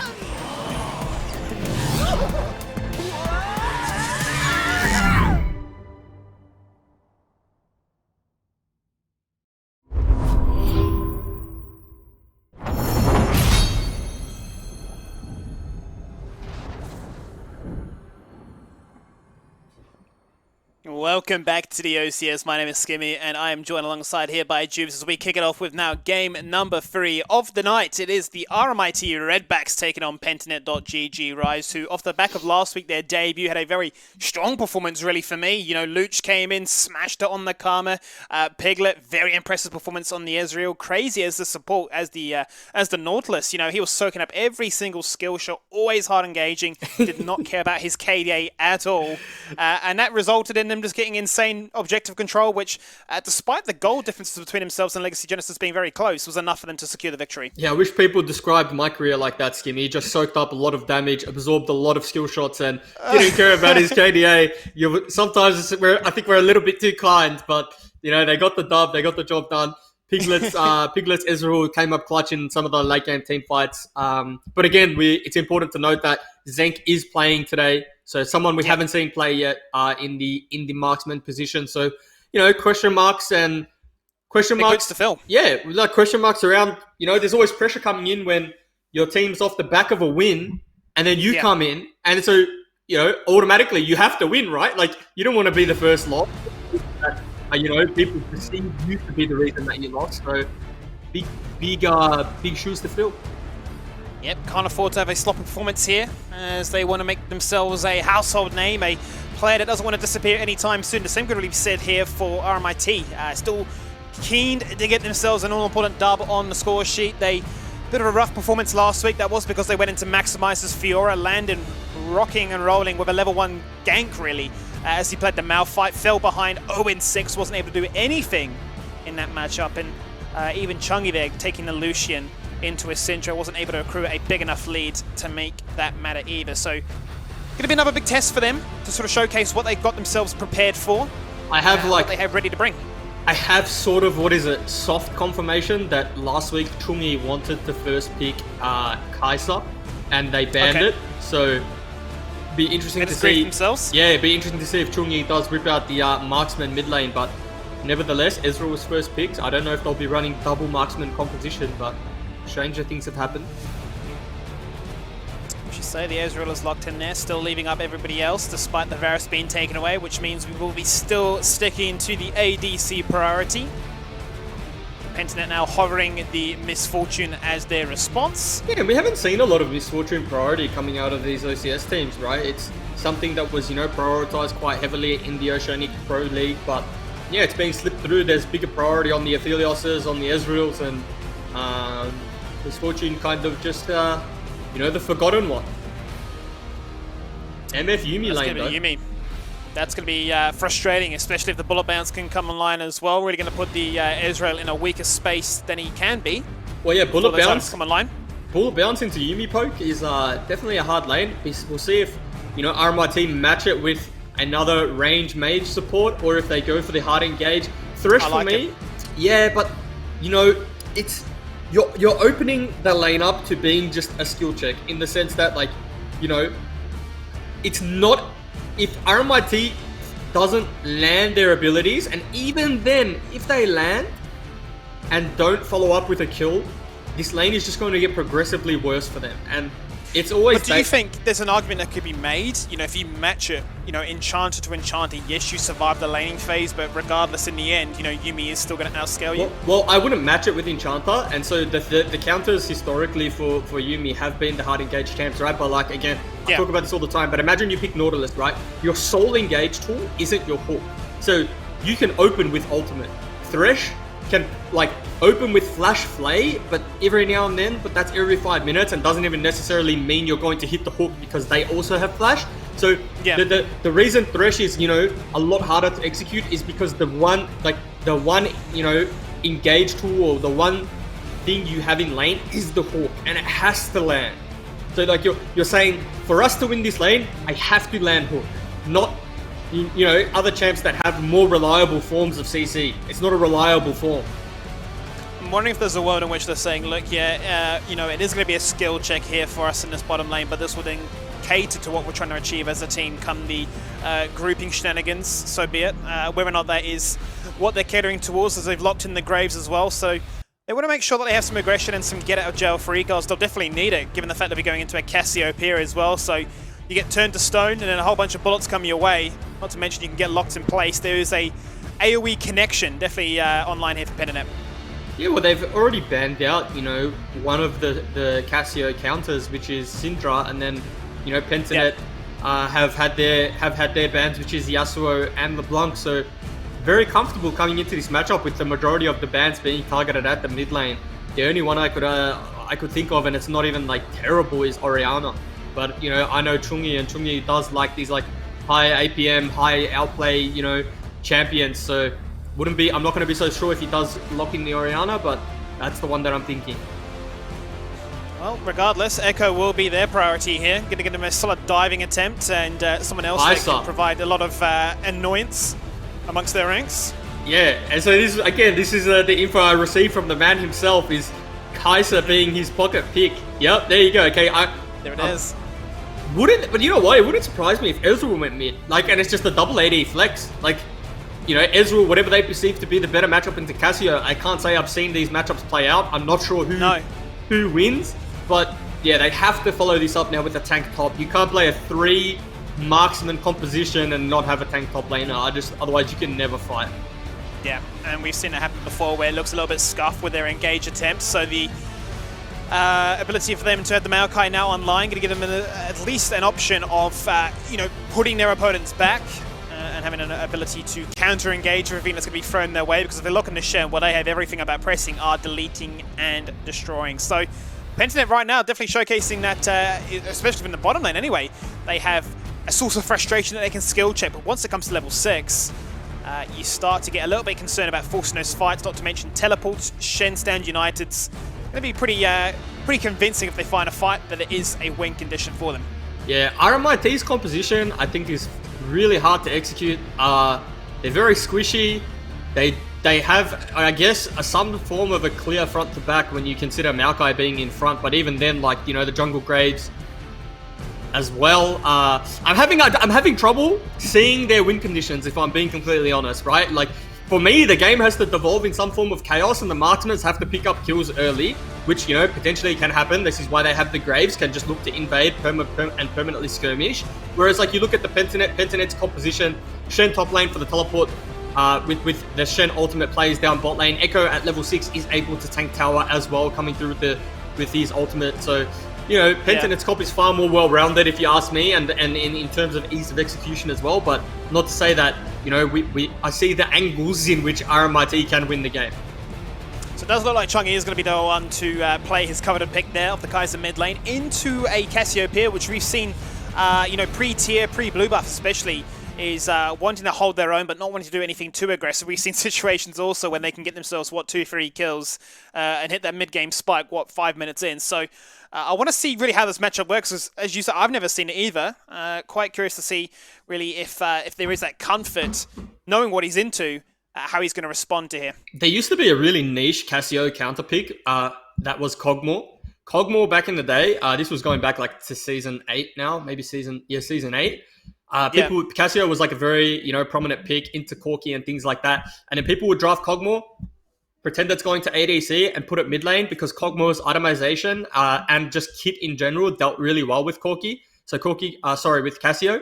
Cassio, you know, wants to just stand there, trade damage, and Kog'Maw with the W up wants to do much of the same. So I'm like, I don't know if Chungi's experienced this, if he's played the Kai'Sa into the Cassio, and maybe he likes the itemization, and maybe he goes a funky build route, and he's happy, you know, taking on the 1v1 in the mid lane. But, you know, at first glance, it looks like the Cassio is just going to outrange Kai'Sa, right? Sure, there's going to be mana pool problems early, like Cassio needs first tier, needs first base, but maybe Kai'Sa is going to be playing really aggressive in this lane. I'm not sure how this lane plays out, I'll be honest. It's going to be interesting. Let's talk about the team as a whole, right? So obviously we look at these two bruisers top side. Both have the teleport to influence it. Both probably just looking to hit level 6 as quickly as possible so they can actually try and make themselves a threat to assist. We look at mid lane, we're saying question marks there. Going to have to wait to see how that really plays on out. But bot lane for me, as you highlight, a skill check. One of can Yuumi and MF get their poke on? Can they keep members back? Can they force them away and burning summoners and just they lose that aggressive nature that the Thresh possesses? I think it's important to mention that it's a skill check in the sense that, like, the Thresh and Ezreal have to play a lot better than the Misfortune and the Yuumi. Of course. Okay? So, like, for me, a skill check means that it's an even matchup and the better player or the people who play better will win. But I don't think that's the case. I think Misfortune and Yuumi have more of a window for mistakes than the Ezreal and the Thresh, right? Because, like, if you play a Misfortune Yuumi lane and go unpunished, you're just going to win the game, right? But if Thresh and Ezreal don't do anything, they're not going to be able to match Yuumi MF scaling, right? Like, Yuumi's just mega broken when it comes to scaling. So, and the onus is on them to try and like the Thresh has to hit hooks. They have to do something. Yes. And that's why I'm expecting, you know, we talk about mid lane always being that that lane of OCS dominance, right? Of where all the attention goes. But, you know, I love to see an aggressive support, but you have to see something happen. You have to see them hard push, hit level 2 first, go in for the all-in play. Ignite comes online, you know, and then the opposition is unsure what they do with this cleanse. I'm very curious to sort of see how the jungle matchup really influences this. Jungle matchup goes like Graves has a very good time early levels with red buff, right? There's not much that beats Graves in terms of a level 2, level 3. Echo, however, you've got to consider it more of like an Elise, okay? Like, Echo isn't as strong as Elise at level 3, but you want to accrue most of your leads from ganking lanes, applying pressure, and picking up some kills, right? If you leave Echo to Echo's devices and just full clear jungle, it's really not going to work out well because you need to be accelerated. I think Echo is definitely a sleeper pick right now. I think Echo is quite strong in the jungle, but it comes from applying, you know, pressure to lanes, whereas Graves wants to apply pressure to the Echo. So they're two different playstyles, and whoever executes, in my opinion, is going to come out really far ahead in this early game just based off draft. Well, here we have it, Jubes. It is game number 3 of the day. The RMIT Redbacks still searching for a victory, take on newcomers in Pentanet.gg Rise. Use of Execution seems to be the name of the game for them in this composition. We'll be definitely looking forward to seeing what RMIT can do to try and even out those odds, swing the balance in their favor, and try and get themselves that all-important victory. Yep. So, again, Seb's done the old place trinket, base, put it by sweeper because, you know, by the time the trinket's up again, the sweeper will be up and it's just a lot more value and it's really good for vision control, especially because Echo's going to be wanting to do some cheeky ganks early on. But see what Graves didn't base, didn't get the sweeper, so not enough IQ there. Seb's too high of IQ. Potential for outplay to come online here, as they are going to both start off for this red buff, but it's actually going to be an invade, it looks to be, from the RMIT side to deny away the blue. Yeah, and I like this, right? Like, how do you stop Echo from getting to that level 3, level 4, and level 6, right? How do you slow that down? You invade. Echo is not strong level 1. Echo can't trade back level 1. So, really good, really heads up. But the thing to note, though, is if the bot lane leashes, like Ezreal and Thresh did, there's a way you can tell if they leashed blue. And they should be communicating that to Echo and tell Echo to go split map and take their blue buff. But I'm not sure if they caught onto it. You can tell by the way characters path back to lane, right? Like, if they path back to lane in like a you know, a weird way, it's evident that they've taken your blue, but it doesn't look like they passed on the information. I was going to say, what are the telegraphed, mannerisms of it, right? You're looking at health lost and mana consumed. You're looking at stuff having to be used. Sort of showcases. Pathing is one thing, but I guess the real true tell is if you've got vision laid down low to really see if they were not just like bush waiting, or if they were trying to throw you off guard. The problem with looking at mana and health when leashing is that there's teams, like, more often than not, that fake leash. So, like, as an example, right, the Yuumi could just throw a Q. Miss Fortune could use W, takes away from mana pool, but doesn't mean they leashed. But does that surely not add to the idea of the mental warfare, which is essentially what this is trying to predict of, had they stolen it, had they not, should I go check? Is that wasted time? Do I just go invade their blue buff and hope for the best? I guess it all really caters into this idea of what we love to call jungle diff. Jungle diff. So again, Kaiser's getting pushed in this matchup. Luch still has some, decent mana in his full clan. Well, there's going to be the hook. Instantly, the cleansed response. Both junglers are here. How can they influence things? Just Cassiopeia is here as well, so there's actually be a numbers advantage that really favors Pentanet so far. They are looking to try and take out Zanguish, but he's not going to fall on down, but he is in the end. One final Fang will deliver the damage, and a second will get himself a double kill on the board. Luch, insanely strong right now. Double summoners give himself a double kill. Cassiopeia online before the 5-minute mark. Yeah, hate to see it. Why not make it a triple kill? Make this champion as insane as possible. Double buffs as well. Jubes, we've seen what's happened here before. Pack your bags, we're done. Yeah, I mean, this shouldn't be happening.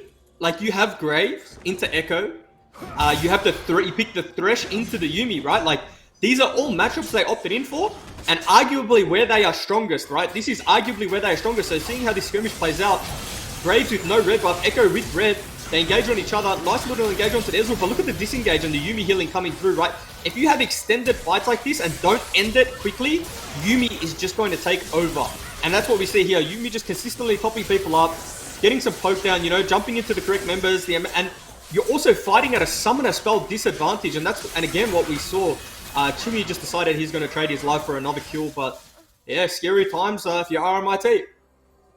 Really throws off the balance of what was meant to be a case of, let's see what this Kaiser can bring to the table, let's see how bot lane can really try and influence things. Well, you've given them a bunch of assists, no doubt a Dark Seal is always the potential here for the Yuumi to make them even stronger. But Luch responding, or returning to this lane, double buff, a tier, many more components to get themselves online with a Seraphs as well.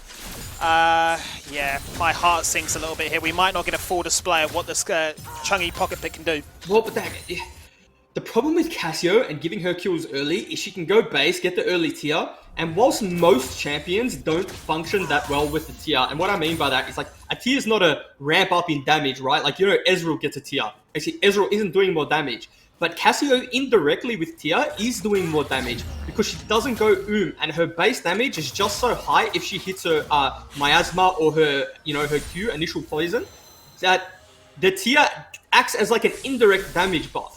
And that's the problem that he's going to have in the mid lane now. Cassio's just got too much mana and too many mana items for this early into the game that her base damage is just relevant enough.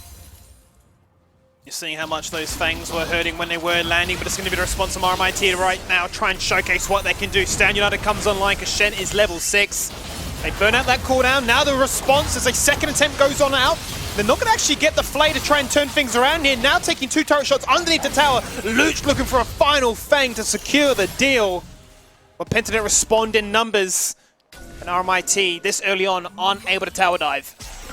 Yeah, so, I mean, honestly, it's not a bad trade all around. Like, the Shen teleport is far, less scary than the teleport of than Shen ultimate.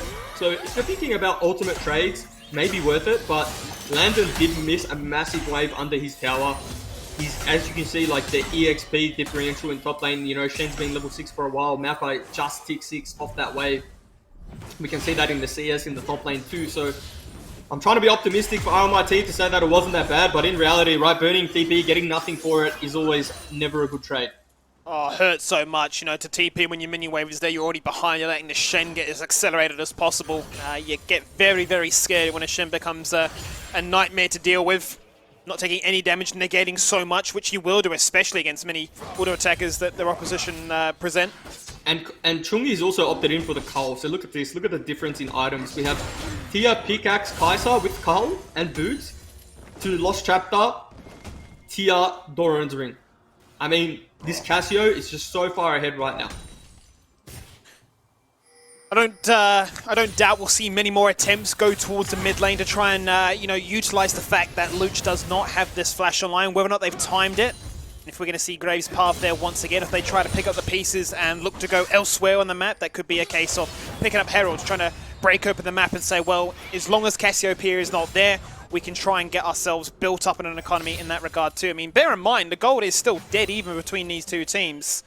Kills were traded, but it's where that money is right now.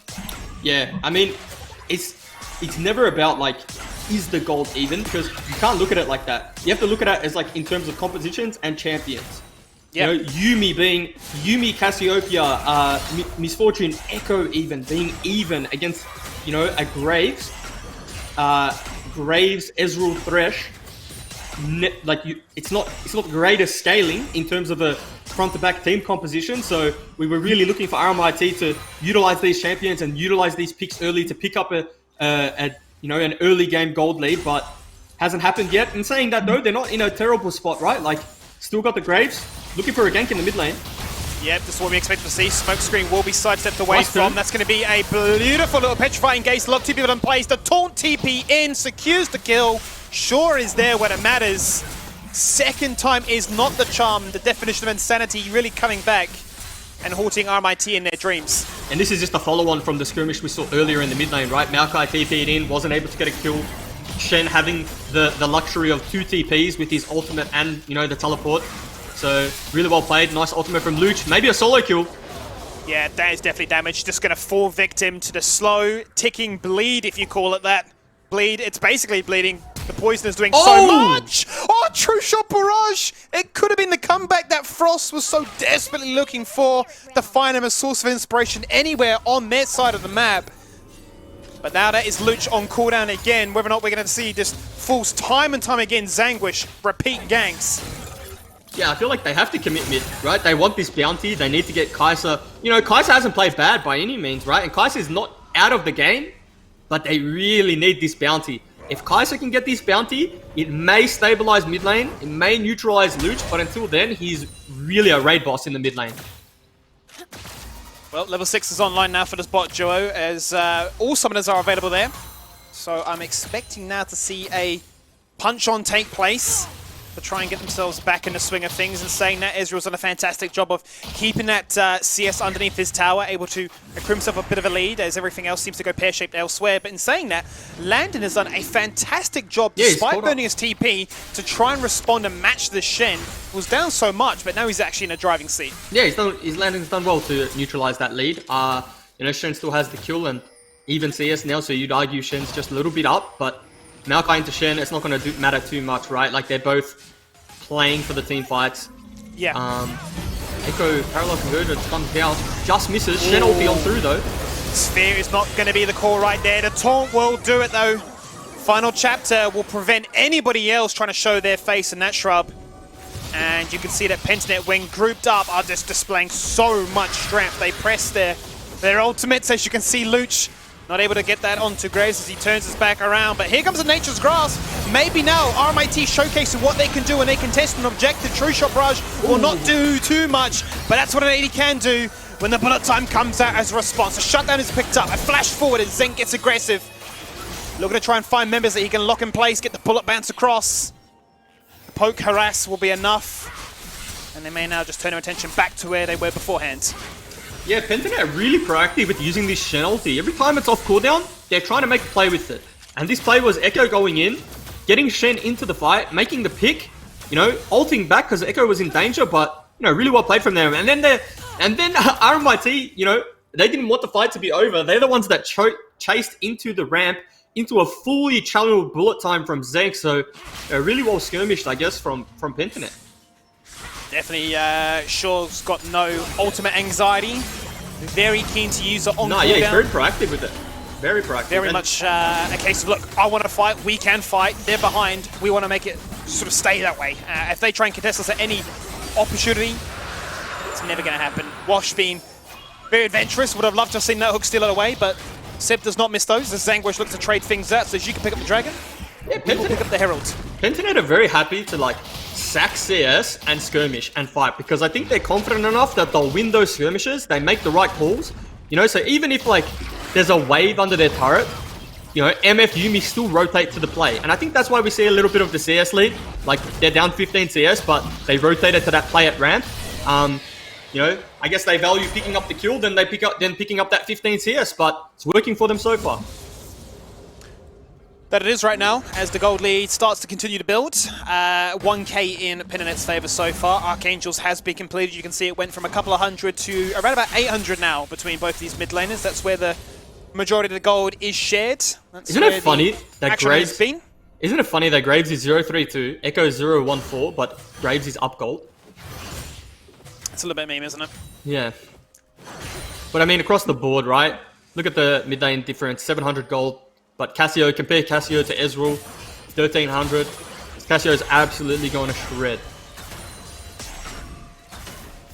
4 and 3. The Archangels is there. Not going to be too far away from getting that online even further. Leandri's, no doubt. The burn. We've seen how many times a Cassio peer can reach points like this in a game and essentially 2 to 3 fang you. And very little outplay in that regard if you're having to sort of heavily itemize towards the magic resistance. Now you have a problem when Miasma you're delaying your build. Like, you know, there's one. Like at least you're making Cassio be skillful when she has to land her poison and then twin fang you. But when you're gonna die in the duration of being on a Miasma, that's the problem.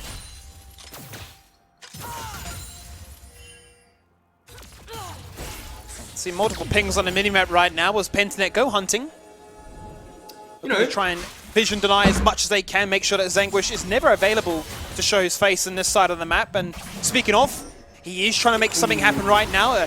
Death Sentence was thrown out into the abyss to try and make something happen. The Flame will not connect. The disengage, very easy there for Pentanet with the movement speed of the Misfortune when coupled with the Yuumi as well. Nice. That's all the information they need for mid lane. That's going to be them just going for a solo kill under the turret. Seb is merely a spectator with a season pass hold. He's going to say, well, I helped. Turret plates are gone, as is the mid-tier 1. And that's what I was talking about in Champions League, right? With this Thresh pick. You have to make it work. Like, the onus is on you to get stuff done. As we said, misses the hook, misses the play.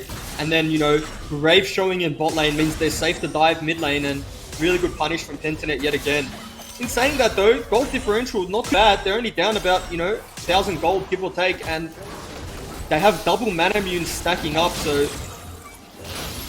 there's no way he wants to lose his red buff, and he doesn't lose it. But if smites it away. If RMIT can make it to their mana immune power spikes, potentially they look to force with their Maokai at that point in time. But those are the two picks you look to right now. You know, they've gone for those coals. They wanted that economy. They wanted that ability to farm, get gold, try and even out this deficit that can be found. And once those mana immunes upgrade, much like the Archangels, it's a very similar narrative, I suppose, to the game we had beforehand about a timer coming online. You can look to utilize it more effectively. Flash Death Sentence instantly cleansed. Seems to be the story here. Every single time a cleanse is available, Zenk is finding a lot of value with it. He did not want to fight, had no mana. I mean, that's worth for Pentanet, right? You know, flash timer for cleanse timer. Take that every day of the week. You do. Second Death Sentence goes out. This time it does not connect. He says, look, I was actually trying to bait. I do not want to go back. I want to stay around because my team is here to back me up. Sure, once again, rocking and riding with Stand United. Now Kaiser trying to make something happen. Zanguish jumps in. He flashes away. He keeps his health bar. A very important shutdown picked up as Lucius Cassiopeia falls to the floor, and none other than Israel is the one to pick up the lion's share of that gold. But the fight continues, and now Zenk has a red buff and just runs everybody down with a cat on his head. All the attack damage in the world. Face-checking brushes, 1v3ing. Landon with Bruiser tanking everything at the turret, and he may just take more. He's waiting on cooldowns. He's got that passive working overtime to give himself some sustain. He's going to look for the all-in right now. Can he get this kill? Zenk's forced to flash away. Crazy down to half, gets the auto attack, gets the shield, jumps back on. Both are at 20% health tubes, and they may just win based on poke. Yuumi's so balanced, by the way. I want to, what was a good play for them turned out to be a not so good play because they overstayed. You know, RMIT really well played here. Watch Chungi on the back line on the Casio here if the replay, you know, extends long enough. But Pentanet really aggressive, engaging when MF is on no mana. Really good stopwatch. Teleport instantly comes through. Watch Chungi here. Chungi lands W onto Casio, turns the ultimate, gets the Seraphs. Nice little follow-up from RMIT and big shutdown. And here's where I think they should call it, but the flash W onto the Echo means that it's Maokai versus the world. Frost is being run down. Nice little Q there, help him trade back. The double kill for Maokai, and then we just see Yuumi be really, really balanced. Yep, essentially gave Zank 15 extra health bars. You know, you talk about cats with 9 lives. Well, Misfortune definitely dipped into that. Yeah, I mean, at that point, I think Yuumi may be even doing more damage than the Misfortune, but we'll let that one slide. Now Very Yuumi, frustrating champion to deal with. Well, if you thought Yuumi was the Silver Grace, yeah, go ahead. Yeah, sorry. If you think Yuumi was healing for a lot, then she just picked up her Athenes now. The Athenes is there, the Dark Seal as well to get those stacks online, setting up 4 of 10 possible. Luch, yep, rocks back to that lane with a Rylai's rush as well, so really guaranteeing that if he goes for a fight with you, you will not be able to sidestep the following poison that comes on through. Guarantees the follow-up from the rest of his team. The shutdown goal that went towards Frost is instantly taken back. I wonder if Chungi goes on this. Nah. I mean, the way he outplayed last team fight, why not? It's so satisfying watching a player in a skirmish turn Cassiopeia ult. Like, it's such a mind game, but also the onus is on the player to turn it, really, in my opinion, because there's a slight animation from Cassio ult. Yuumi engaging again. Yep, Wash goes hunting. Does not predict where that ult is, where that positioning is going to be. Bot duo of Pentanet Rise will showcase their ultimates to guarantee this Herald is acquired by them. Both teams seeing a Drake apiece right now, but the tempo definitely in Pentanet's favor, despite the gold still only being around about 1,500 in their balance. Both their carries insanely strong right now. Ezreal picked up his 2 items. Kais has picked up 2. All the 2 items really coming through on the side of RMIT.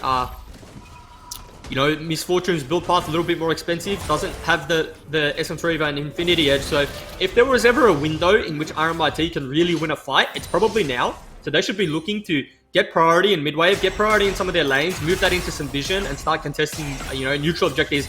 You know, even something as simple as a jungle camp can be a good way to start a fight, right? Like, if you start contesting wolves or start contesting raptors, then fights can break out. And Ezreal on these 2 items, Kai'Sa on her 2.5, probably as good as ever, especially because the Misfortune doesn't have the Infinity Edge completed. Yep, Frost has gone full utility right now. Blue Ezreal with the Iceborne, the Lucidity Boots. He's actually gone for the Executioners as well. Has been holding mid and picking up any bit of CS he can in bot side jungle. But that does give Pentanet.GG Rise an opportunity to push out top. Use this Herald to great effect of securing top tier 1. Now what is the response here from RMIT? Where do they turn their attention to? You can see once again Graves is having no love lost. He tries to show face in any part of his jungle, regardless if there's vision there or not. There are members waiting and preventing him from defending the top tier 2. Maybe we'll see a fight break out here. It looks like they're all rotating. Shen's left in the bot side. Has the ultimate, of course, but looks like Thresh is looking for one of those flash hooks again. I can see it. I can see it in his eyes. When that summoner's available, you know exactly what he wants to do right now. Yep. They were trying to force it based on this man here in the bottom lane, pushing, forcing. Really trying to get the ball rolling on a macro front right now. Well, the play that they have, the option that they have, and the one thing you do into Shen is sometimes it's best to play through his lane. And so, like, Maokai's here, Shen's going to stay in the side lane. They can send Kai'Sa down, have easy CC, so Kai'Sa can ultimate and get on top of the Shen. You know, trade a kill for him, kill him, and then teleport to the Baron and stop the Baron. The danger is Cassio's so accelerated that Baron's going to go down so quickly. So I think that's absolutely. one. Yeah, that's the one thing stopping them from making that play. Because if Shen's they have dead, so much burst. Yeah, Shen's dead. They can force on Baron and force a fight. But until then, the shield is really annoying to deal with. Triple items as you highlight there, Jubes. You got the Seraphs completed. The Rylai's, Nada, Leandries as well. Everything a Cassiopeia loves to see. The Magi has actually been purchased here by Crazy, expecting a big team fight to happen and to go their way as well. It's a good power spike actually for RMIT coming into this next objective in 30 seconds. This be a Cloud Drake that they're playing for. 2 Muramanas now. I am a fan of Magi's, like Ellis is a fan of Leandry's. I think Magi's is such an underutilized item. It should like almost always be purchased on like AP jungles and you know, in this case, champs like Yumi. You get so much value from it. It's such a cheap item, and it's really not that hard to stack, especially if you're in like in control of the game. And it really like allows you to solidify your lead, right? If the enemy team throws one fight, all of a sudden you've got like 25 stacks. Dragon spawns, but the vision will be denied by the pink wards that are available in that Dragon Pit. They're going to leash it out. They're going to prevent any ability to try and dash on over. True Shot Barrage reveals instantly as Graves dashes on through, gets rooted by Cassiopeia, cannot dash back, cannot flash out, cannot accept the Lantern. But I tell you what, Ezreal, he's got them locked in his sights, and at least he's able to pick up one. Yeah, we're seeing the double Muramana damage coming through now, right? This is a window in where they power spike really heavily, and what was a terrible fight for them in the sense that it wasn't even a fight. They didn't want it. It was just, let's look for a smite steal. They managed to trade 1 kill back just from over the wall. Instantly like that, Pentanet say, we know how strong we are right now. We know there is no jungler to deny with a 50-50 smite steal. Let's go straight to this Baron. Chungi and Co will reveal as he picks up the blue buff, gets vision, vital information. Landon says it's my time to shine. Let's give it a chrono break to give Seb some of his health back. They've still got the Baron leash, but he's just gone for the reset now. Stand United on top of this Cassiopeia to provide some peel and protection. Where does he go? Who does he taunt? What is he looking for? Final chapter locks him in place. They are just trying to pick these members apart, and I tell you what, they've just done that. A double, a triple. Cassiopeia is out of control. Luch is having the best game of his life right now, but Chungi's pitting in big damage. He finds one. He survives to give himself a triple. Chungi giving RMIT a sense of hope. But Yumi gets all those assists, sucks up all that gold, and the Magi's get so incredibly valued. These team fights are just mechanics max. Chungi on the backline causing havoc, playing the team fight so well, turn the Cassio ult again, and Luch on the other hand, also playing the fight like an absolute maniac, managing to pick up a triple kill. I don't know who to keep my eyes on in this fight. Like, I'm looking at Chungi, I'm looking at Luch, and just seeing them pop off. Keep in mind, this was a 4v5 as well, right? Pretty close considering. Turns the ult there, Shen ult comes through. I make an argument that maybe the Yumi should be on Cassio, because Cassio is just the most fed member in the game right now. But it's just kiting in all different directions. We see Chungi on the top side taking down Shen, predicts the flash with the W. Luch again, just pumping out consistent damage, and then when they think the fight is all said and done, Kaiser comes back in, picks up the triple kill, takes down Zenk as well. Just mechanics max, no analytics whatsoever, no analysis, just click your buttons better than the opposition. And that was through an exhaust as well, Jubes. The guy absolutely crushing anything that came that way. We've now got double digits on this Cassiopeia, but Chungi definitely getting himself back into the mix of things, going to really assist him in his economy to make sure that these items start to come online as the Stinger is now presented with the Nash's Tooth upgrades. Yeah, but it's important to remember that Chungi didn't have W evolved in that skirmish, right? Like, because he went home after that fight and picked up the Stinger. So another significant upgrade for RMIT, and they kept the gold deficit at 2,000 only. And, you know, teams forcing Baron like this. The health bar absolutely being shredded right now. Are they going to go for the steal? They will not. Echo secures it. Seb does not miss those. They can't get out. Landon wants to force it right now. They're not going to allow him just to get out of the situation. Chungi just deletes as he flies on through. But I tell you what, the sure Shen survives despite everything on 15%.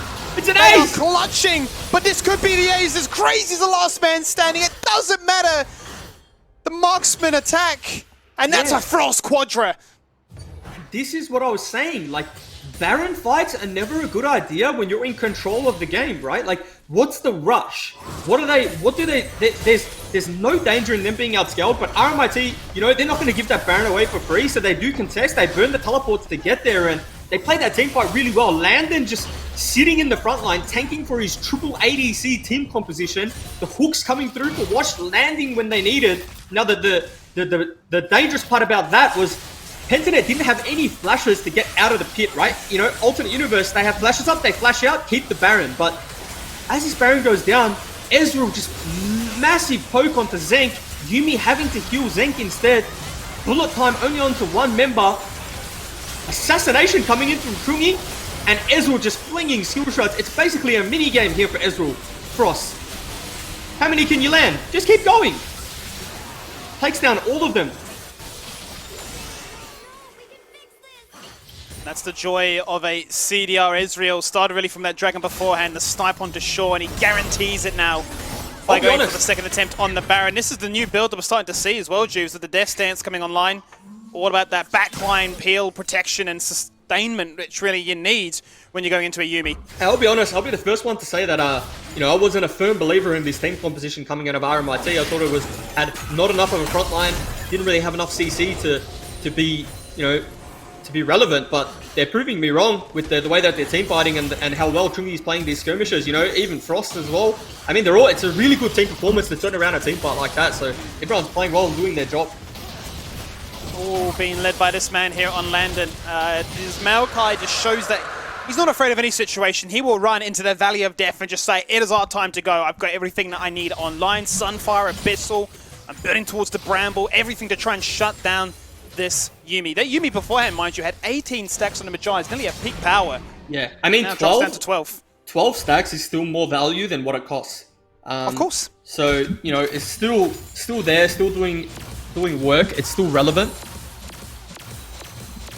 Kai'Sa is at a really scary point now, though, right? Like, she's got the QSS, soon to have the Leandries, which is just going to be percent HP shred onto the front line of Pentanet, but Kai'Sa also has that access to backline. As soon as a little bit of CC lands from the Maokai, you best believe Kai'Sa's going in there and trying to assassinate the Misfortune or the Cassiopeia. And would you argue, Jubes, this is almost like your cookie cutter look at a game of League of Legends, right? In that you want your carries to have the gold, you want your tanks to have a few core items online, and you want your junglers to be the assists of just setting everything up to make their carry strong. I mean, I would argue when you're drafting Echo and Graves, that's not necessarily what you want, but it's the way the game's played out. Both junglers have been the sacrificial lamb in the skirmishes that their teams have come out on top, so it is what it is. You know, a couple times Graves has died for a smite steal as well. Seb's also died in the skirmishes that netted his mid laner, you know, 3 kills. So at a certain point, they just need to identify that they're no longer the win conditions of their team. They're not going to really get much stronger, and it's more about what can they do to facilitate the players like Chungi, the players like Luch, and get the win for their team. Well, the game might slow down a little bit, as you can see the tempo with no major objective up for at least another couple of minutes. Important. Teams are going to go back to split pushing. Go ahead. Important to note, Cassio picked up the death cap, so you know if she wasn't already strong, already power spiked, this is really going to send her over the edge. So RMIT need to shut her down next fight, whether it's a Maokai flash root or it's a Thresh flash hook. She has no cleanse, she does have double sums, but yeah, onus is really going to be on Chungi to follow that CC up and get the one shot down. If he's got that pinpoint precision with the ability just to fly into a fight like that and assassinate somebody straight away, I mean, we could be in for a situation where it looks to be that case. Yeah, Chungi was hyping up this Kai'Sa mid pick to me too, so whatever Chungi tells me from now on, I'm going to bring to the OCS broadcast and be a believer in it. Well, Rise look to full commit to a gank attempt in the bottom lane. 5-man push is to be the call right now, which Chungi looks to single-handedly even out the odds by pushing top side. They want to force an inhibitor right now. They want to say, look, we know how strong we are. We've got this Rabadon's cap online. We've got the Zonias as well for the Echo bait. We have to make something happen before this stalls out to another 50-50 potential on the Baron. Well, Shen's posturing for a flash taunt. It's very hard to react to a flash taunt. Maokai has used ultimate. They might just trade inhibitors. They may indeed right now. Now begs the question, what do Pentanet do from this situation? Do they try and end the game? Do they not? Do they go back for a base? RMIT may go for a situation where they look to try and TP in and deny the recalls. One TP's coming out so far. That's going to be Shaw. Unable to make that flash taunt play to try and be as decisive for a game-ending play. But 31 minutes in here, Jubes. The gold is dead even. Yeah, and so the way I look at this inhibitor trade is it's in the favor of Pentanet because Shen has ultimate, right? So he can still go bot lane and clear supers and be fine. Whereas, sorry. Shen has ultimate, can be top lane, killing supers, and it's fine. Whereas the Landon's going to have to be in bot lane, the opposite side of the Baron buff, and really not be there to help his team face check and get that vision down. So usually the inhibitor to lose, you want to lose, is the one closest to the next objective because it's easier to push that wave out and then group up on it. As we see Landon in the bot lane right now, it is a little bit harder for RMIT to have control over the map if that's the case. Let's see how they're trying to respond right now. You'd imagine they want to try and hide his vision as much as possible before Pentanet try and go for a rush, try and zerg this down and make it a 4v5 occasion. Obviously, they will have the teleport, so it's not as clear-cut as you'd imagine. Mid-prior becomes so very important when the game is in the balance just like this. Yeah. And see how Shen can come group to this play because they have access to top lane if they need it. But it looks like they're just going to flip the Baron again. He has to TP in right now. The Baron's already down to half, and it's going even quicker than I can actually talk in this situation. Believe it or not, that's going to be Stand United. Looks the target. He ults into nowhere, but he gets deleted more than the Baron can be taken out of this game right now. Seb gets to disengage. Yuumi jumps over, and Lamb to Salter. Zenk is left to the wolves. Look at the movement speed. Seb may have just killed himself, however. He looked like he had gotten out of jail for free, but those Baron buffs will disappear as only 2 survive. And as I say it, well, I've not been a firm believer of a 1v1 that a Yuumi can do, especially not into a Graves. Get it inspired minions, distract him by as much time as possible through those heals. But now, everything's left under Shaw's control. I say that, Jubes, the game's done. RMIT, despite everything, get a full 5-man flawless ace. Okay, but is Kai'Sa not balanced? Is Kai'Sa not balanced or what? What I just saw in that last Baron fight, Kai'Sa just flew on through, one-shot the Cassiopeia, and it's GG. Speechless, Juice. I'm absolutely speechless. From a match that looks so out of their control for the very start of that game, at least, with the dream start for a Cassiopeia. It got to the latter stages, and despite everything being in that Cassiopeia's pocket, essentially able to two-shot anybody, Kai'Sa came through and just, like a paper airplane, just thrown into the Baron and deleted. They just flipped the Baron twice. That's it. Pentanet really flipped the Baron twice. And it was some really clean, good team fighting from members out of RMIT, right? Like, you know, this is what we're talking about. The skill, the individual skill of some players in the OCS right now is extremely high. Chungi in particular, 1v9ing those fights, and Landon doing his job on the Maokai, Walsh on the Thresh, you know, Frost on the Ezreal. I might as well give a shout out to Zanquish, even though he was like 0-6 at a certain point. But hey, you got to do your job, right? You got to do your job, put down those smoke screens for the boys. But really well played from RMIT, to stay in that game, considering how the early game started. The resilience, the ability to come back and get those small increments of control back into this game proved that RMIT get a much-needed win, but a win that showcases the class and strength that this roster does still have left to deliver in this OCS season. That's going to be out for game number 3. We're going to jump to a quick break, and when we return, it's game 4 of the night.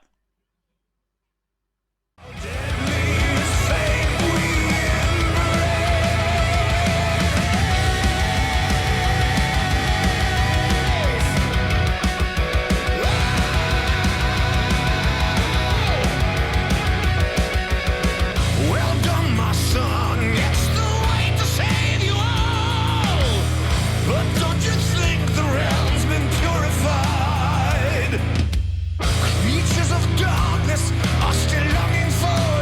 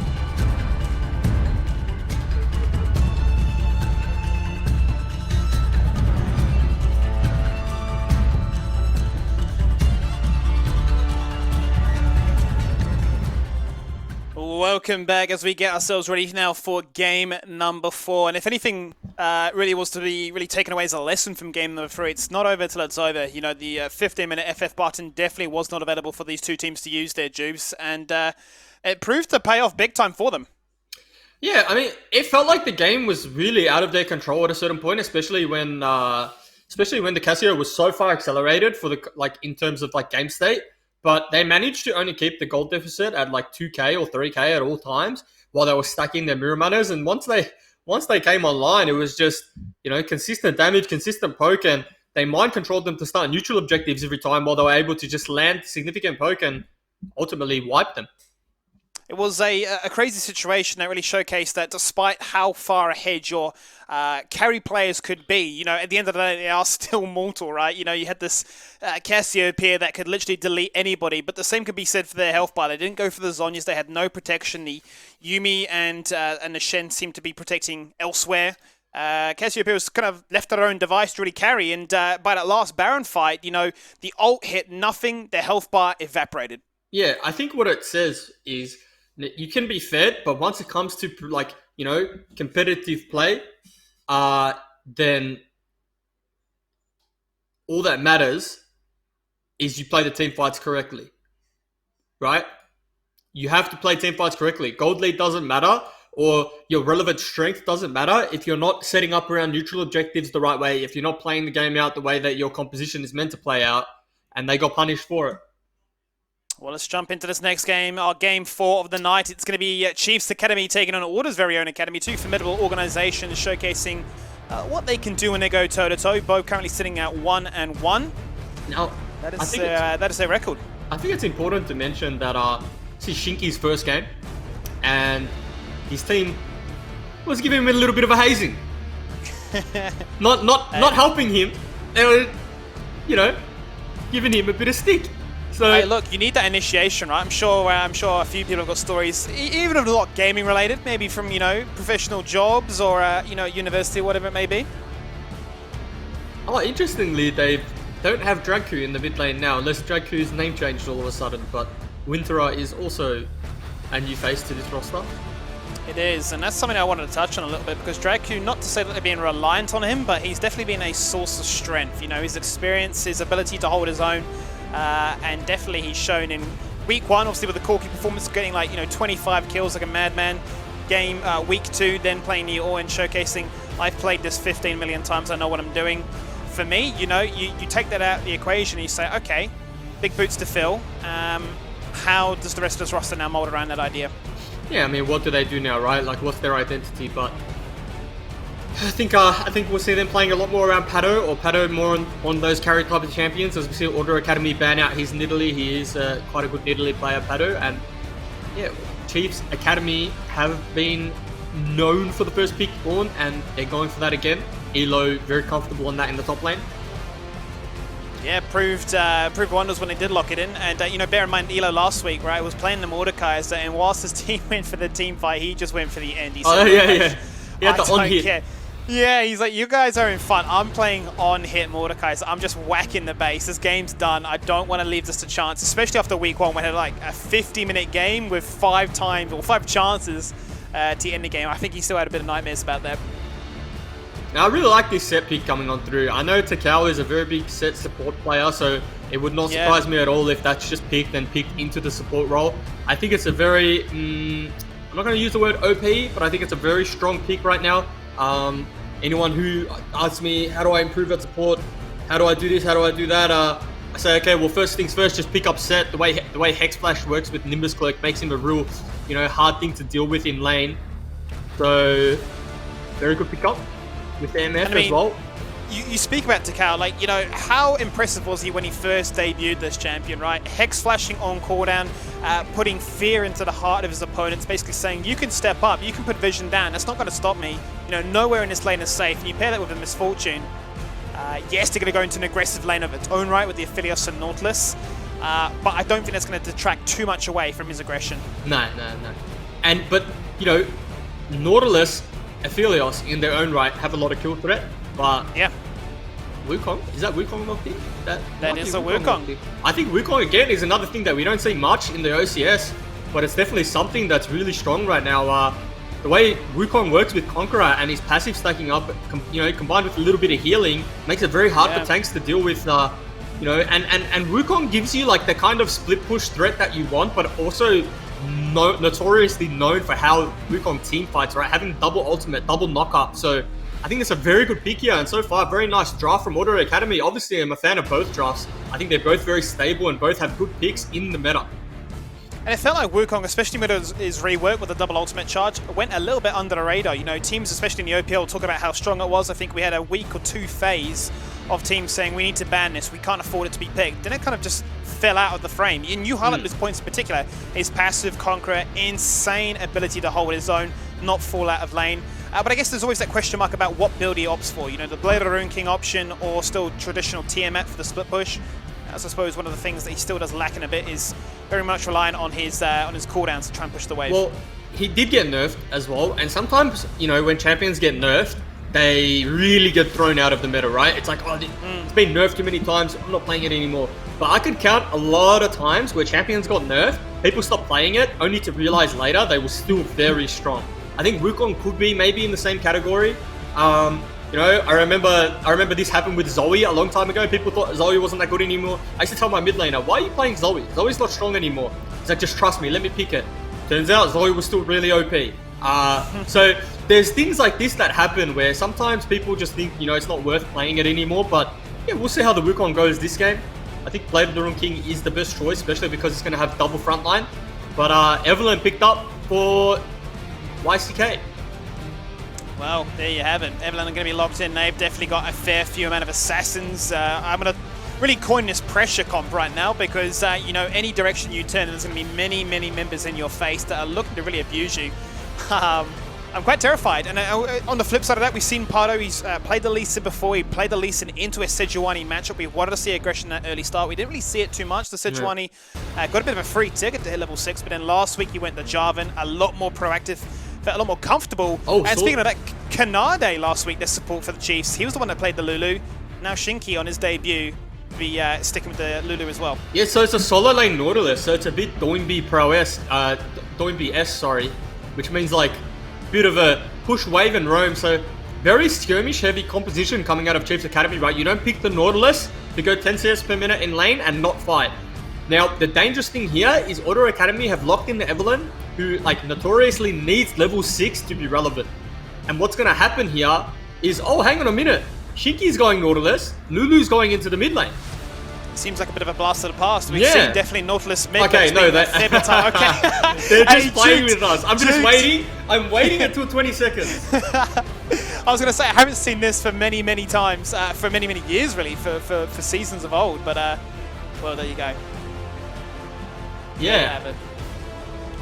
We'll just wait. We'll just wait it out. 20 seconds of dead air, just, okay. Waiting. Nah, okay, so now it's finalized, right? They're not allowed to swap anymore. So it is, in fact, Nautilus going into the mid lane, and it is Lulu in the bot lane. Now, I like this because Nautilus is going to push wave and move.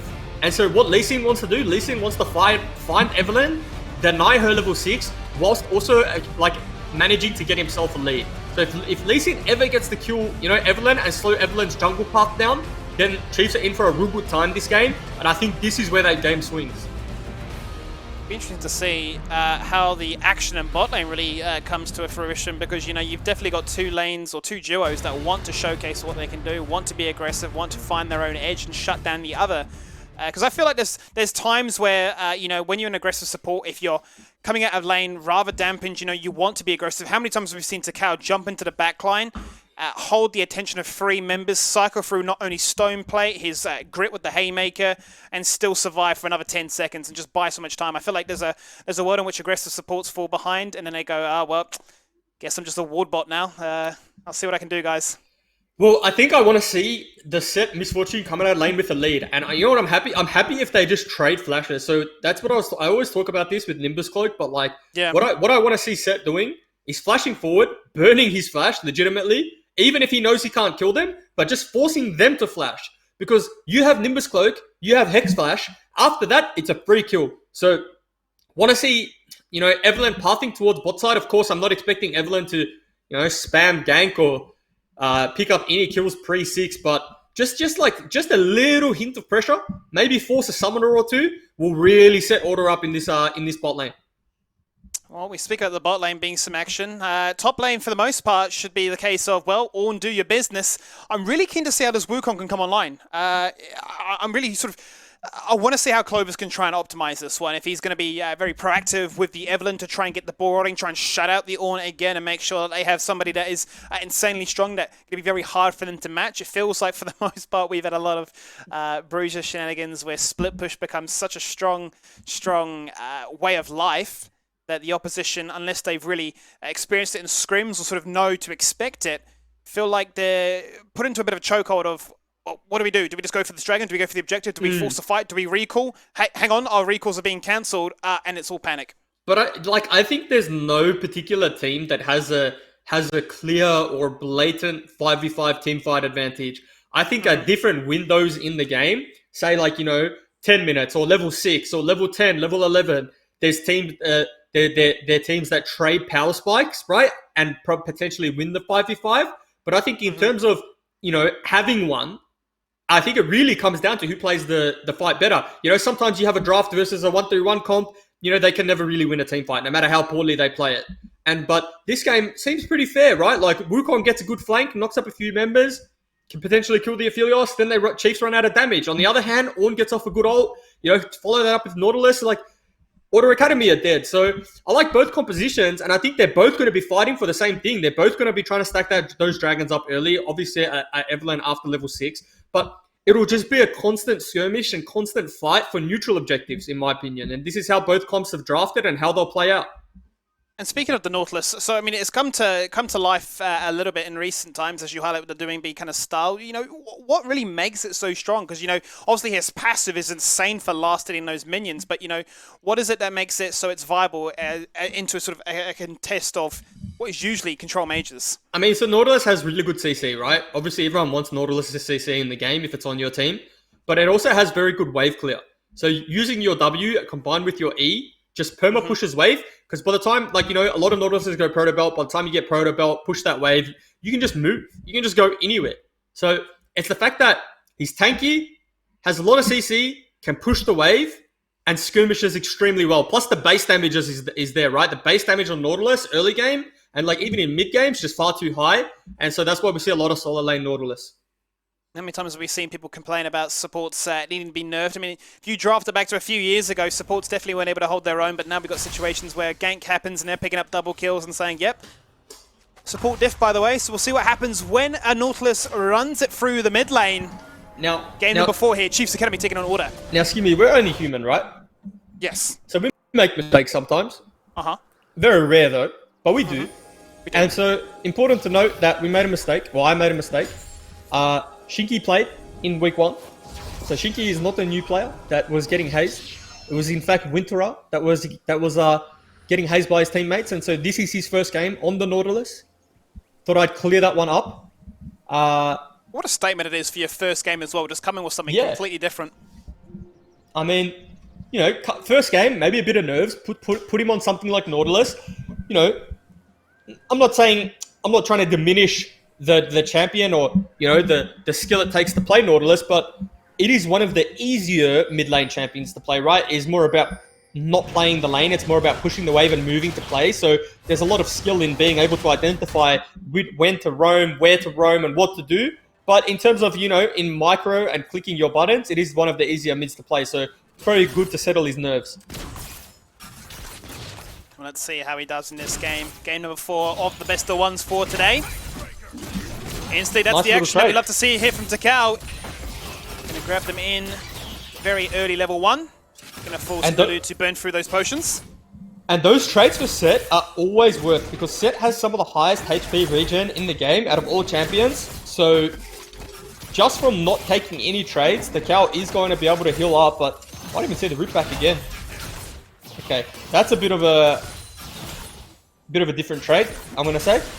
Yeah, tried to force that one. And he's a big fan of this Omnistone build as well.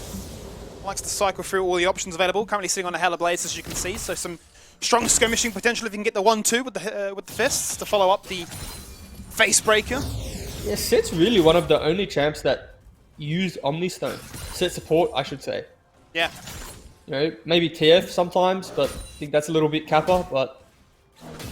trying to think about Omnistone users. I've seen a Bard do it. I've seen Bards do it. We've seen Bard do it. We saw Sybil do it on his Sejuani. Yeah, we did ability say to that. cycle through, you know, Predators and Conquerors and all the rest of it. There's been variation. I guess it's still no difference for the Kleptomancy. Do miss that. Yeah, Klepto was fun. Klepto was so fun. Playing the mini game of getting the gold sack and just keeping it in your inventory so you could tilt the opposition just by how many you're getting or how many they're giving away being tagged by you. I love that. Fun was detected and fun was nullified, as may be Orders Academy's fun in the bot lane right now. 4-man collapse. Only 4 minutes into this game, they're going to juggle that aggro around, and if you are polymorphed, you're probably dead. Pardo picks that one up for free, but Winter may fall on down to his own first demise. Get about out of time right now, and that's going to allow Pardo to do a rotate through the river for an easy double. The bot lane of Order has been deleted. There's the root, and here may just be the triple. Pardo as a Lee Sin, the dream early game. Yeah, we're seeing a gank in the top side too now from Evelyn. Well, YCK needs to do something to try and even out these odds right here. A teleport is going to come on through from the Nautilus that is respawning as Elo falls on down. He goes, hang on a minute. I'm going to curb this one straight back to mid lane. So firstly, really good heads-up proactive play from Chiefs Academy here, right? Really nice dive. They go onto the set. Nautilus probably has to... Yeah, Nautilus does have to back out that way, so unfortunately he goes down, but they're able to trade the Nautilus death back, and Pato hops over the wall. Really clean Lee Sin mechanics here. Nice ward hop over into the queue. Picks up the double kill, so accelerated in his jungle matchup, but this is exactly why Nautilus is picked. And this is what Doinby was able to, you know, make mid lane meta. How do you deal with that? The level 4 push into bot lane dive, right? Like, this is what Doinby made famous. A lot of mid laners around the world try to mimic his playstyle, and this is what we're seeing right now from Winterup. Well, he's definitely off to a flying start right now. Going to have himself a Tiamat as well as a longsword. Going to give him so much ability to hold his own in these jungle camps. The speed clear shenanigans, that's going to keep YCK guessing as to where he may be at any given moment on the map. Yeah, Tiamat. We know exactly what Lee Sins can do, at least pre-6 as well, when they can go for very early dragons. We can see him in the area right now. Pato really loves the Tiamat build on Lee Sin, doesn't he? He does. Every single time I think we've seen him play, he's gone for the aggressive, more solo queue-esque style of gameplay. That's going to be the hook. Alt delete as Winter not only gets himself a first blood, but another assist to Lee Sin. Yeah, he's playing really well, Winterup. You know, able to get that wave in. I think Oriana didn't want it to crash, so tried, you know, holding it just outside of tower, but the hook lands into the punish. Really well played. Free dragon for them now. Well, priority found in mid and bot lane allows them to easily bring these members across from their lane straight towards this dragon, the first one being an Infernal. Okay, they may now just look to try and go for some vision denial, may look to try and get some information here for the respawn of that next blue buff. So it's either Ocean Soul or Wind Soul. But is it wind or air? What do you call it? I've always called it cloud, but I mean ocean, air, yes. Cloud. I think we all know essentially, you know, what you're saying. But you know, you might have a right employee come and say, "Hang on a minute, mate. It's actually called cloud." Everyone I talk to never calls it by its actual name. No, but do you know what's interesting? You know the control wards. I know so many people that still call it pink ward. Yeah, what do you call it? Vision. Well, I call it control, pink, whatever it may be. You know, you've got raptors. People call it chickens. People call it what it was before. Yeah, no. Do you know what I mean? I was saying race for so long. It's like boomer age. Yeah. Shows you how long you played this game for. No, I don't. I call it raptors now. I'm way past the race stage, but the wind cloud Drake still gets me. The map becomes so windy. Well, we all know what you mean. Is what we're getting at. As Winter is off to a flying start here, double the CS of his lane opponent.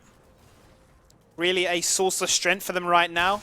Yeah, I mean, Pardo, the run of the map to really go anywhere. Top lane has been A little bit rough here for Elo, but he's not going to be too concerned by that by any stretch of the imagination. He's got the unsealed spellbook, so he's just going to be a monster come team fight time. When your Nautilus is up 3 kill participation as well as 30 CS, he turns into an assassin. He turns into an assassin with a lot of CC, so base damage, going to be able to fleet Oriana out of the lane, I think, but Hex Flash used. To Cow Flash, yeah, there's going to be the denial as the Polymorph comes out. They turn their attention instantly onto Misfortune. Exhaust is there, the damage is coming across. He flashes forward aggressively with the lifesteal as well as the Chakrams, and that is the damage dealt and deleted. Kim Jun does not fall victim to those summoners used so damn effectively. Really well played from the bot lane of Chiefs Academy there. They weren't the ones that initiated it, but they were the ones that finished it. That's just what a level 6 advantage does in a skirmish. Hang on a minute. They're not finished this there yet. Hang on a minute. That sequencing of skill shots laid beautifully there. Finds himself a kill. Winter falls on down. But YCK gets himself in the mix and retains those double buffs. Yep. I mean, you would argue that it's not worth it for the Chiefs Academy, right? Like, they're in control of this game. They're the ones with the strong mid jungle. They do not need to be trading 1-for-1. Maybe a bit of an over-aggressive play coming out from them. Well, the Flash has come back online here for this set. They tried to force it before with the Hex, but it wasn't to be the case. Polymorph actually disrupting his full combo so much. The timing is going to be kind of impeccable here as to whether or not he is forced to wait out. Especially from a laning phase, it's very hard to achieve that. Yeah, but it was just a level 6 gap. That's all it is. Like, Order Academy shouldn't be engaging on the bot lane when they're not one of them are level 6 and Aphelios is level 6. Especially with the red guns up, it's just going to heal so much, but well played nevertheless. Still had to use his flash correctly and hit the ultimate, so. Chiefs Academy, knowing they had the lead in this game, have forced the aggressiveness by going for a double swap, and that is unfortunate just there. Oh my gosh, Nautilus has got himself out. Oh, they throw the bullet time at him at the end of the day. It looks so scary for a second with Set taking him out of the Ori Shockwave. Now, surely the punishment comes downtown from Chiefs. It starts with the Cow falling on down. Yes, he can cycle through that grit, but the unsealed spellbook delivers him an exhaust and gives Pardo another chance to shine. Now 4-0-2. Chiefs rock up to the situation and they stabilize. Yeah, I mean, and that's all it was, right? It was stabilizing. Again, do you want to be stabilizing when you have this much of a lead in your jungle mid matchup, right? Like now, maybe the mid matchup is it's still relevant, it's still there because we talk about relative power spikes, right? Like Oriana on that item spike compared to Nautilus on those items. You know, I know which one I would prefer in the skirmish, but they just don't need to be 1-for-1s. Chiefs Academy need to slow this game down a little bit, set up correctly, and then use their win condition at this point in time, which is Pado, to break open a turret or net some kills in their direction. We're definitely going to achieve that as a result of this, with the next dragon spawning in 30 seconds. Pardo has picked himself up a Rift Herald, so their ability to snowball as a result of a successful team fight, if it were to be the case around this next dragon, would really start to bring this gold difference in a much bigger swing. You know, currently up by 1,500. 14 minutes is when those turret plates fall on down, so they've got plenty of room to maneuver in getting some plates of their own. Those 1-for-1s shouldn't then be as easily as accessible. Yeah. Nothing worse than being a Lee Sin with a Rift Herald, by the way. You actually lose your trinket. And I've seen so many Lee Sins try to ward hop out of a sticky situation just by instinct and just drop Herald instead. Honestly, I think I've even done it myself. Muscle memory is pretty OP. Yep, here we go. Here goes Wintrip. Starts off with the passive, locks him in place, disrupts the disengage as he pulls out the depth charge. The response is there as the sequencing this time's a lot better. Evelyn receiving the shockwave as she disengages back out. This time a fight that actually favors Order Academy, a 2-for-1 going their way. Massive shutdown too, right? You gotta remember Pado had a big bounty, had the Rift Herald as well, so the death means more than just what they get here. Because now Pado has the Rift Herald, is going to respawn, potentially clear some jungle camps, but there's not really a good window for him to drop Herald now. You know, potentially they win a fight there, they get the dragon and then they drop Herald, but what does he do now? Does he just go down mid, drop it, potentially get those 2 plates left? I think that's the play, but really well played from Order Academy. Who got the shutdown? Good question. We'll see here. We'll get to see here. Yeah, I mean, again, this is Takao on the set. Managing to... You can see here, he's trying to play make, right? He's looking for that ultimate. He's trying to get the angle. Instead, they go on him. Sure, he dies, but... manages to stall just long enough so MF can get a really good bullet time down. The TP comes through. And... yeah, never winning that. Just going to do a big service to Framer here, who was pretty far behind this Nautilus for the most part of that game. Gets that shutdown, all importantly, his first kill of the game. Going to allow him to start building towards something more than just these Sork boots. But that Bruiser build that Clovis is starting to bring online here for the Wukong starts with the Blade of the Rune King, got double Dorans as well, plenty of sustain. You talk about passive, Conqueror and all this. Very hard for Elo to ever find any advantageous brittle proc all-ins. Yeah, and I mean, what we're seeing here is pretty resilient order lineup, right? This is they've had some lots of pops, and this is the first time we're seeing a lot of these players play, a couple of these players play, sorry. And whilst being a little bit of a rough early game, I like to look at teams that are able to bring back a skirmish, right? I like teams. I know more about a team from, you know, 2k down than I do when they're 5k ahead, right? You're able to see the resilience. You're able to see, do they know how to get back into the game? What are their win conditions?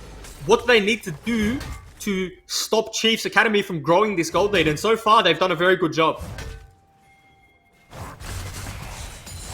Let's see how Chiefs Academy look to try and come back from this one. I say that, you know, the gold is still definitely in their favor. No, they're in control, but I always talk about relevance of gold, right? They will be frustrated though, because as we highlighted only moments before that dragon, there was room for them to really break open that lead. So definitely stem their ability to evolve, if you will, for the time. But what I mean when I talk about, like, you know, the gold is relevant on certain champions, okay? So it would be safe to say that this gold lead that Chiefs Academy have right now is on the Lee Sin. Yep. And whereas Order Academy's gold lead is on their Wukong, on their... No, it's not on their Evelyn, but the Evelyn's in a good spot. And Miss Fortune's probably got a gold lead as well. So I would prefer a fed Wukong over a Lee Sin every day of the week, right? Especially in a competitive scenario where there's so much CC flying around and a lot of tools to shut down the Lee Sin. That's not to say Pato can't carry this game by pressuring the enemy jungle and fighting around neutral objectives, but the game becomes dangerous when the relative gold you have is on the member you want as opposed to, say, the enemy jungler, right? Because you would want those 5 kills on your Aphelios instead.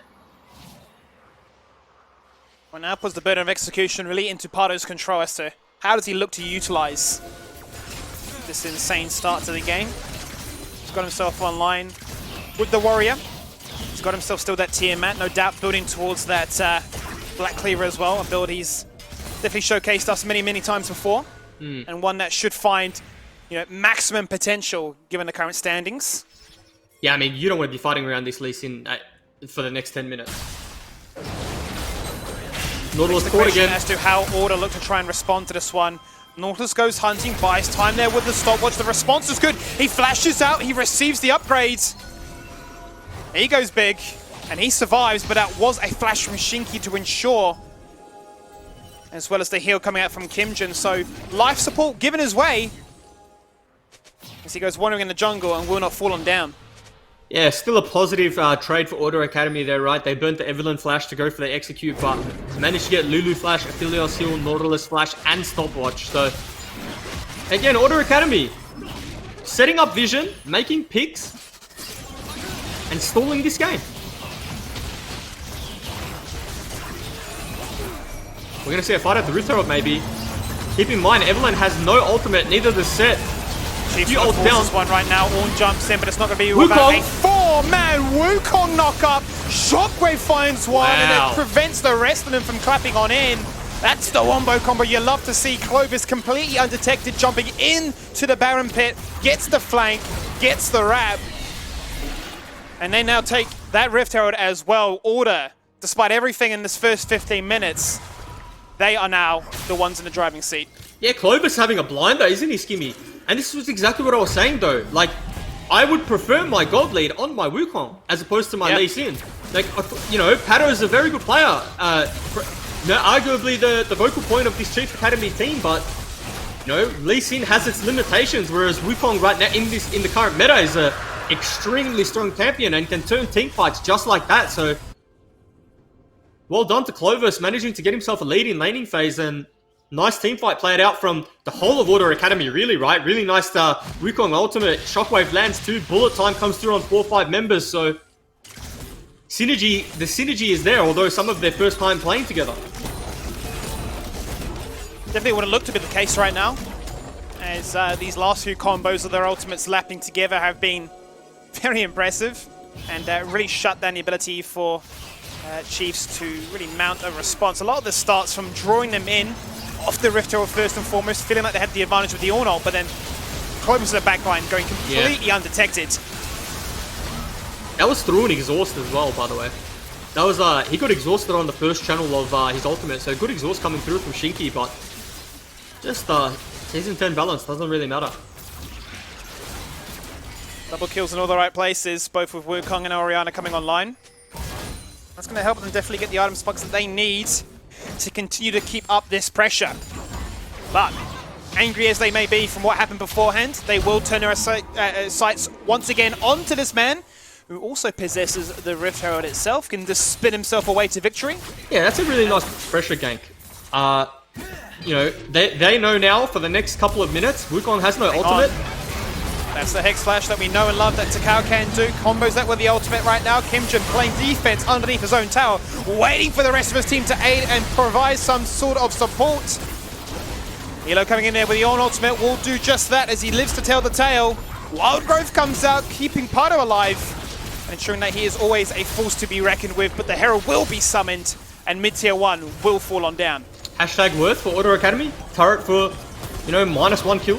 For sure, that's worth it, but looked like a really bad situation for Order Academy, but Set managed to just keep the backline interested, managed to stay alive. I mean, he was always going to die, but kited around Wolves and just fought valiantly till the very end. As we see here, maybe a little too aggressive. Teleport comes through instantly, very nice. Oh, he got he got stuck on the wall. The Set ult was meant to drag him away, but Aphelios got I guess there's a wall there that just blocks it. That little edge blocks Set ult from bringing him over.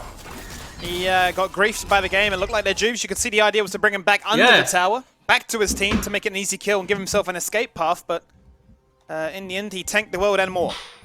Yep, he tanked the world and more, but 057, but I feel like he's having a decent impact in team fights. And that's what I mean, like, you know, you're always scared of him. Whenever he gets this champion, it feels very iconic of what he likes to do. Is use that Hex Flash on cooldown. I've got what I need with the armor plate online. I've got so much mobility.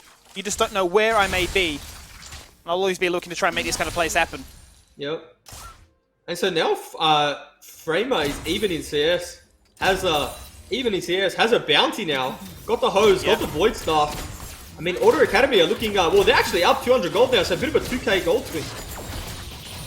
Very, very close right now, but definitely a world in which Chiefs can come back in this one. But the ability for them to find the ease of execution doesn't seem to be as apparent right now. Definitely falling victim to the Wombo combo, the ease of access that Shockwave can be coupled with the likes of a Evelynn or a Wukong. Even the Set, if you want to consider it that way as well. The Black Cleaver has now been completed for this rather fed Lee Sin. What Pardo can do with it is going to be one that we wait with bated breath. If I was a person who molded over item build, I would be molding over Orianna's item build. Has the hose, picked up the Void Staff, but there's literally no magic resistance coming out besides a Negatron Cloak from the Ornn, so it doesn't really need the Void Staff, but we'll save that one for another day. But yeah, you know, Skimmy, what we're seeing is just the team that's team fighting better, right? Like, it's they both want a 5v5, but one team's just executing the 5v5 much better.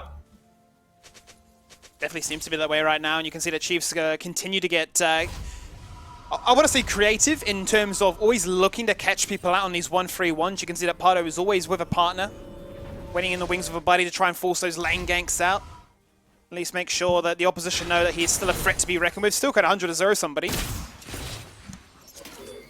But Order Academy done a fantastic job of slowing this game down, and then when given the opportunities, capitalizing on it. Yep, but important to note, the Shinky is on Lulu and they got a Philios, so picking up the 2 items now with the IE and the Runans. And the Ardent Sensor, absolutely. Yep. That's something I had to watch for in this next Dragon fight, which is now just spawned, which will put Order Academy on Soul Point. Yeah, they're getting. Wukong's also hit his 2 item power spike, which is the Blade of the Wrong King and the Black Cleaver, so probably a little bit too strong for them to deal with at the moment, especially because Wukong has priority in this bot lane, potentially can get a flank as well. But, you know, they're trading sides, they're trading turrets, really good from the Chiefs. It's the highest level in the game right now, only matched that by the Nautilus. Maybe a fight breaks out. Definitely a big difference in the items. Oh my god, Takao, you just keep doing it time and time again. Wow. That is bread and butter team fighting. That is the Order Academy identity right there. Yeah, that is, that's very clean. No matter what region you're from, what League of Legends you watch, you can't help but appreciate that. Some very, very nice teamwork coming out of the OCS. As I got distracted because I'd seen what Aphelios could do around a Baron pit and I didn't want to talk over it. Well, I want to talk more about that wombo combo, but we may not just get a chance as Kimjin wants to try and 1v5. They want to force it right now. Aldot was going to knock up 3. They are in critical health right now. They're forced to flash away. They get the disengage off. Elo trying to stun into the tower. There's one. A very big shutdown. He gets a second by picking out YCK, denying the Baron buff. They have no vision. They can't pick up more, but Aphelios will find a silver lining amongst everything. My point here, Jubes, though, Order Academy, I wonder if there's a world in which teams going forward may start giving them a respect ban on this set. You'd have to, right? You know, you look at I mean, his KDA looks a bit prettier now, but prior to that, right, he didn't have the greatest KDA, but we just see KDA doesn't mean everything when they can line up a wombo combo like that. And, you know, we give praises to Cal, but it takes a real, like, you know, team synergy to be able to execute like that. The drag back of 3 into the shockwave, into the bullet time. Like I said, no matter what region you're from, you have to appreciate that, and some talent in the OCS for sure. And I was taught, like, before that Baron fight, like, people gotta remember, as a fan of League of Legends, when you see something hype happening, you gotta remember you're here to cast Skimmy. So sometimes I'm just like, wait, you know, I'm in suspense, but I also need to talk about it. That's right, I've got to make sure that everybody else is as hype as me in this moment. Yep. And hopefully that's what we are doing right here in the OCS. Week number 3, Order Academy showcasing that they are the ones that want to build the gold lead. They showed that they have the ability to 5v5 in a superior fashion. They've showed it, at least in the last 3 fights. And they are zoning out their opponents. No chance to gain control. Looks like they're engaging on the set. What they can do. The Winter wants to make something happen. That's a 5-man slam. Once again, Shockwave into the bullet time. This time not as pretty. This time a chance for redemption. Can the Academy do what they do best? It's not to be the case as Pardo nearly gets a second. Trying to snipe them away with the Sonic Wave, but the sheer strength of Order Academy, despite everything, is enough to give them the very first ace of the game. I mean, that might not be the ace. That might be the game. With Baron minions pushing, turrets do go down quite quickly, especially with Baron minions. Yeah, ooh, Lulu's up in 9 seconds. It's going to be very close. It's going to be a game of chicken. What do Order Academy try and do? They're going for the end. Shot call. They've got the Baron minions. They've got the minion wave. They're pushing for the first Nexus turret. Now turning their attention on towards the second. It is Lulu and a Dream. Nautilus has respawned. Lee Sin to follow. Shockwave gets flashed on top of. They are going for the end. They will secure it. Order Academy, 26 minutes in. They ain't playing no games. They're here to win. No, I mean, really clean. Well, okay, clean is probably not the right word, but a very good game from Order Academy, right? Showing how good they are when it comes together as a collective, as a team. You know, able to execute their composition, able to execute the 5v5. They knew, like, okay, this is what's going to happen. Set's going to drag back. I'm going to ult. And so they didn't stack the team, but they came through 3. And that was a very good performance from them. And their ability to not feel disheartened by how aggressive Chiefs were in the start of that game to get Pardo in a situation we've seen time and time again, especially in solo queue games, where the Lee Sin runs rampant and is a threat, not only in the early game, but runs that through to the mid and later stages. They definitely held their own, and back-to-back teamfights showcase the Order Academy are the victors here. That's going to do it for game number 4. We've still got 1 game left for tonight, so don't go anywhere. We'll see you in 5 for game number 5.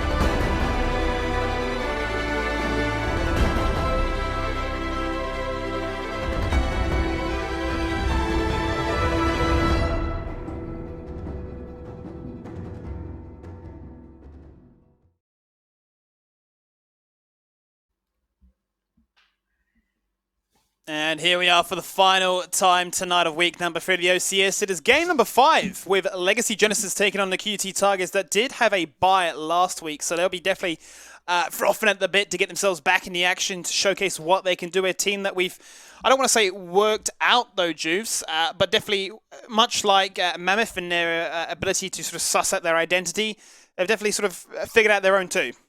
Yeah, I mean, but it's important to note, right? Like when we say they figured out their own, Legacy have a roster swap. It is Sally coming into the top lane and Styled into the bot lane. So, you know, whilst we thought that some teams were figuring it out, they've just thrown a spanner in the works and 2 straight roster swaps. So interesting to see how that dynamic changes. And yeah. Could be interesting to see exactly how things shape up as a result for them. Currently sitting at 1-1. Our Legacy right now. Yep. Same could be said here for QT Tigers. Obviously, amazing statistics for us to then run over.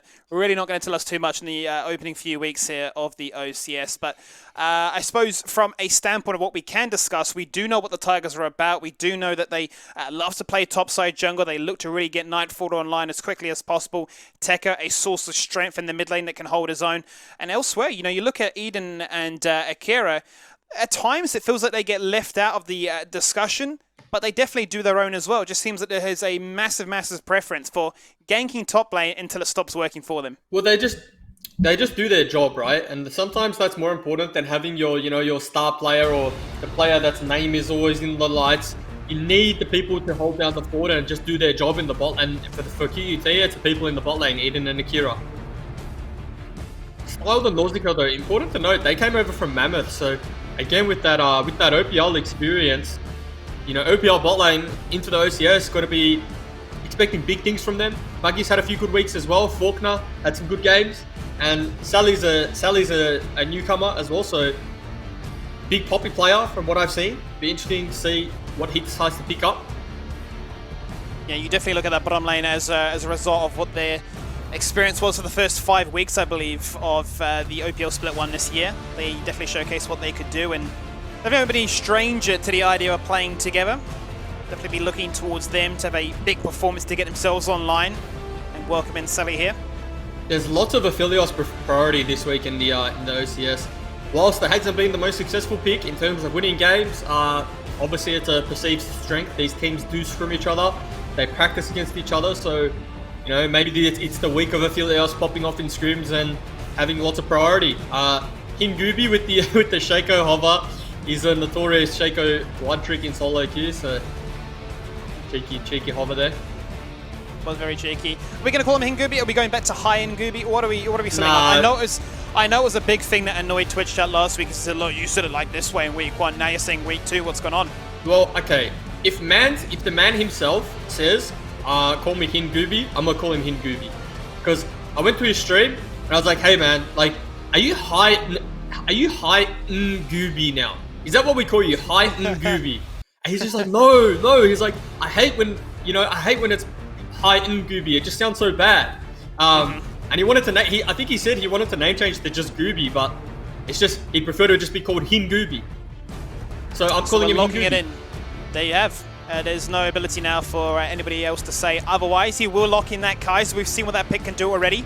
Looking for big things out of that one again, if that is to be the case. But the response from Legacy Genesis here, well, you love to see that one. It's all about wombo combos between the Gragas and the Yasuo. You're knocked up in the air, and like an anime fight, it looks a little bit epic. Yeah, Gragas Yasuo, notorious 2v2, right? You know, in last year specifically, was just perma-picked or perma-banned in the meta. Kindred, the thing about Gragas is like it's not necessarily like that good into Kindred, but it is also an anti-synergy where if Kindred ultimates, you can really win a team fight by displacing the people in the ult. So I like the pickup. I like what Legacy Genesis are going for right now. Likewise with QUT obviously going for more of that priority into roaming, into helping Kindred secure those marks. Yeah. But yeah. They definitely denied away a lot of scaling picks, right? You know, you're taking off the Vladimir, you're removing the cow, you don't want to fall victim to anything that can really allow what Legacy Genesis so far have showcased is going to be about getting in your face and just destroying you. I mean, the response here is the Renekton, the Mordekaiser, not removing any of those components, not breaking through those shields, more importantly. There's so many top bans. Because, like, we would consider Silas a top ban too against the QT, right? Nightfall has been the only one that's played it, even in the University League when we were watching. So, you know, Silas, even, I guess you could even consider Cassio a top lane champ because that's what he's played. Nightfall has played as well. So there's 4 top lane bans, 3 top lane bans on the other side. Crazy amount of top lane bans. Wonder what they're going to play as we see them lock in the Camille. Camille is going to be the lock-in right now. Wouldn't be surprised if we see Tekka go for the option of the mid lane. But we have seen him go for some pretty aggressive options as well, so still keeping it open for an Akira support as that Karma. What is the response here from Genesis? You highlighted before that Sally is a bit of a Poppy fan, lover, whatever you want to call it. Is going to be their pick here. It's so interesting to me though, because I knew he was a Poppy player, and they've just drafted Camille into Poppy, which, sure, it's like Camille does win the matchup eventually, but it's also not a good matchup until Camille wins it, you know what I mean? So, yeah, it's an interesting pickup there from PUT. Maybe Kindred's just going to be perma-sitting top lane, but the Poppy has so much value in this game now with Camille Hookshot and Kindred Hop. Well, they secure themselves their final pick on a Fresh, give themselves a engage option. Philios and Fresh will be the combination here for Start on Nausicaa. Get to see what they can do when they can be aggressive together. The reunion, if you will, live here on the OCS. The final pick will be the Maokai. Now becomes the game of checkers as to where these people decide to play these lanes on out. You reckon Camille goes support or what? Camille support? Look, I want to see it. I really did. I'm just going to leave you on that bombshell. I just wanted to see something crazy. And then if you wanna see Camille support, I want to see that person reported, and I want to see you reported for instigating that business. Is there a report function in competitive games? I don't believe there's like exists, mate. On tournament realm, there's like you can still report, but I mean Can you? I would imagine it doesn't go anywhere. Like, it's not set up to go anywhere. Maybe you rock up to work in the right office and big boss is telling you someone's just been reported in TR. We've got the tribunal here for tournament realm games. What do you think about this one? Well, they lost the game, so that's a report. Okay, well, Juice. Let's talk about these 2 different compositions. Legacy Genesis obviously opting for the Wombo combo, the pairing between the 2, the non-AD carry on the Yasuo, which I'm not the biggest fan of, the mid lane of the Yasuo. We want to see that come online quite early. We obviously want to see the mid-jungle synergy be a very relevant factor, but let's talk about top lane. Sally comes in here as a Poppy that they know is going to be very popular on the Poppy, going into a matchup where he knows he's going to be weak side. What would you like to see come out of him today? Well, we don't know if he's going to be weak side, right? Like, that's what I mean, history says he will be weak side, but they could flip the script and they could opt in for the 2v2 top side, but Kindred is pretty strong at level 3 onwards, so maybe most of Gragas' time is about protecting mid lane, because this Yasuo Camille matchup does get quite volatile, and when a majority of your composition is built around Yasuo, hence the Gragas pick in 2-3, you do want your Yasuo ahead. So Poppy Maokai, a bit of a tank v tank matchup, should not have much happening, when it comes to that lane. Big one for me, again, like I said, the mid lane matchup, and bot lane really just plays out the way it plays out. If Thresh lands a hook, it's going to be very good for them. If Thresh doesn't land a hook, they're going to get poked out of lane eventually. So pretty standard stuff, but level 6, I think, is where we'll see the game blow open, when Yasuo and Gragas get access to those key ultimates. Seems interesting. Once again, we've got a sort of match up here where you've got all about aggression versing into what appears to be just straight out poke, right?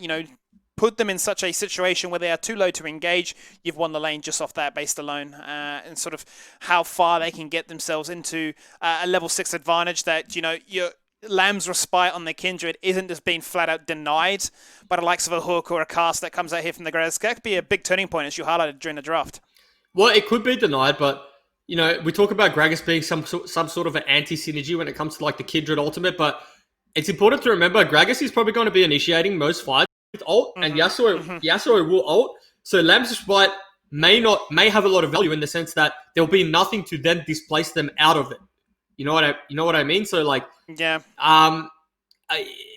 going to come down to really how skirmishes are played again. Like, I hate saying this, but both teams want to 5v5.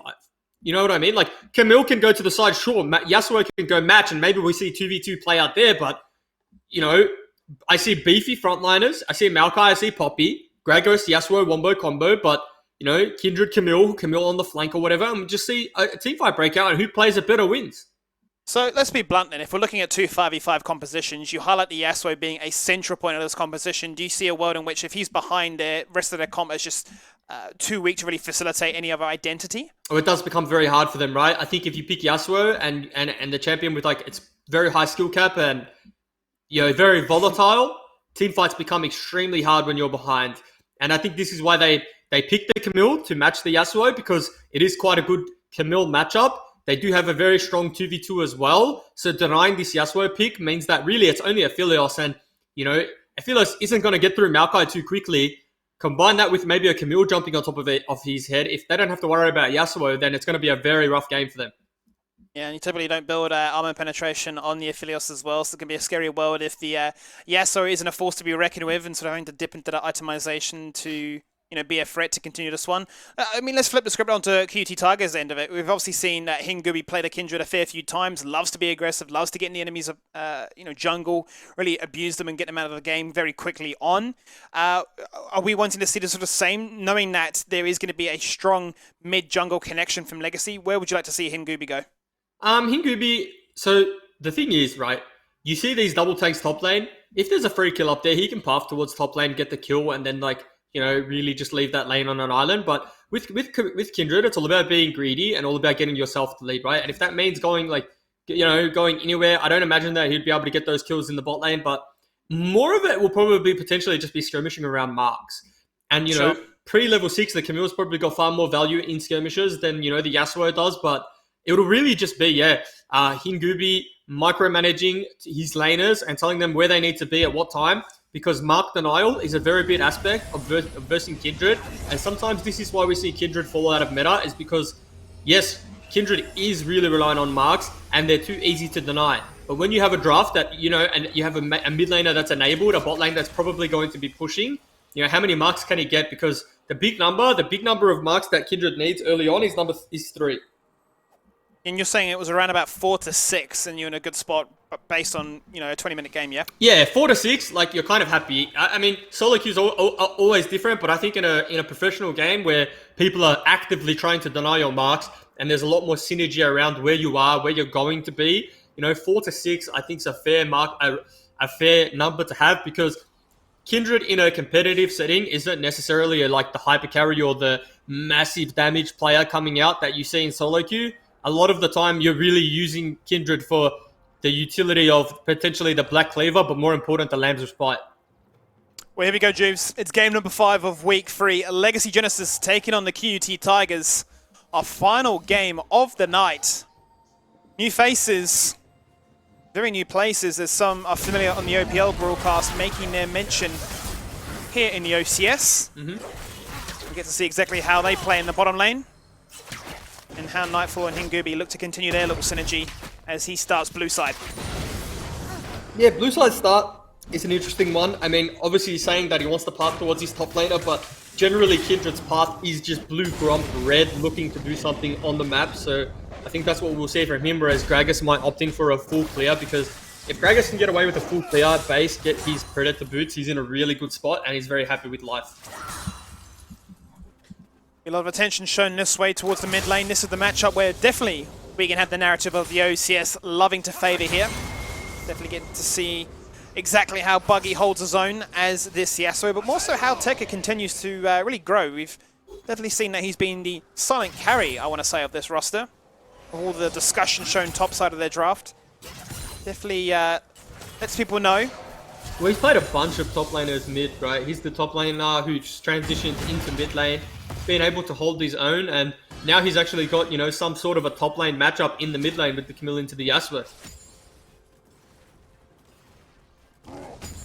It's going to be about Sally here in the top side for Legacy Genesis. If he falls victim to these ganks, if his ban denials that put him in this place is going to be enough to really mean anything, as level 2 comes online, both Nausicaa landing the hook and start to follow things up. We'll take a nice little trade. Yeah, this shouldn't be happening. They shouldn't be getting poked out of a lane where they're playing the Kai'Sa and the Karma, right? Sure, Kaiser doesn't offer that much in terms of poke, but the Karma really should be just one between this lane at a certain point and throwing skill shots out. The one thing you gotta be careful of, obviously, is the fact that the hook can land. If the hook lands, you're as good as dead, so maybe just erring on the side of caution. Vision has been laid down, as has a zombie ward been spawned, so plenty of control here as Eden's going to face check that one to reassert control. Where is this Gragas? Falconer deciding not to go because he doesn't have it. He used it and didn't go anywhere. Yeah, he body slammed into the wall, but there's an interaction where, like, if the wall is too thick, if you go through the thickest part of the wall, nothing will happen. You'll just body slam on the spot, and that's what we saw there. So didn't get his angles right. Oh, Eden is such a lucky person right now. Yeah, that's a kill right there. Literally staring down the barrel of a gun, and nothing happened. But hang on a minute. Retribution may just be found. It's just going to be a trade here, as the wave now starts to push from what was underneath their tower back towards Legacy Genesis' side. This is the start of what we've come to know is the Tiger's identity. Flash forward in, there's the Nature's Grasp, Sally in trouble, Hingubi in support, looking to try and make things happen. Wolf goes down, damage to connect, Sapling to secure the first blood, and there it is. Cutie Tigers, straight away online.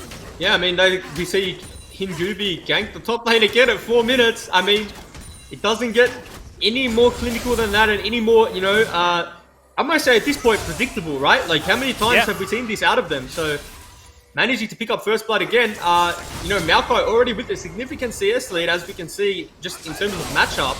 But the jungle gank is going to put that one, you know, further into the, in the dirt, if you will. It works them every game in a University series, and it seems to be the same story here in the Challenger series as well. Definitely a style of gameplay that we start to wonder when we'll get a response from our team as to how they really try and shut it down or be ready for it. I mean, to be honest, it was a pretty well executed gank, right? Like the flash twisted advance into a knockback. In terms of execution, it was really good. The only thing I could say if I was being hypercritical is maybe you just need a flash when you see the flash. Sure. But, I mean, yeah, good gank coming out of Nightcrawler and Hingubi. Now, Hingubi just that little bit further ahead as well.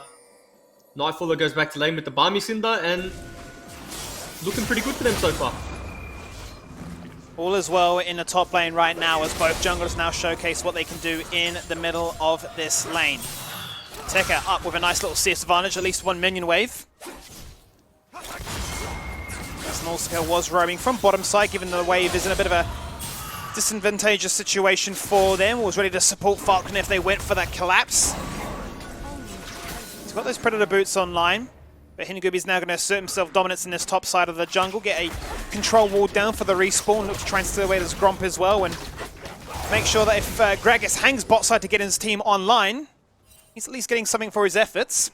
And this is really good wave management coming out of Legacy Genesis bot lane. This is 2 times we've panned bot lane now and see them with a freeze. And the problem with this is like QT can never walk up to the wave and they just consistently have to play like this. I'm sure that's a nice trade from them, but, you know, flash burn. Yep. And preemptive flash. They're trading back some damage, but their wave is still frozen. Like, this wave is still going to get frozen outside of turret. And in a matchup where you have like range advantage or quote unquote poke advantage, this shouldn't be happening. You shouldn't be losing control of your wave. So whatever Legacy Genesis are doing bot lane, they're playing really well. It's looking a lot better right now. The health bar is definitely favouring what the Tigers brought to this lane. The poke is going to be there. Now an easy rotation as Hingubi is in the area for the very first dragon of this game, which they will easily pick up as Gragas has gone for the recall too. It's a little too late for him to respond and match this one, so the first dragon being an Ocean goes their way. The vision denial continues as they deny what's looking to be now 2 different walls, give Tekka as much protection as well, and well, we talked about it being a minion wave difference before. It's now built up to 30 CS here, Juves.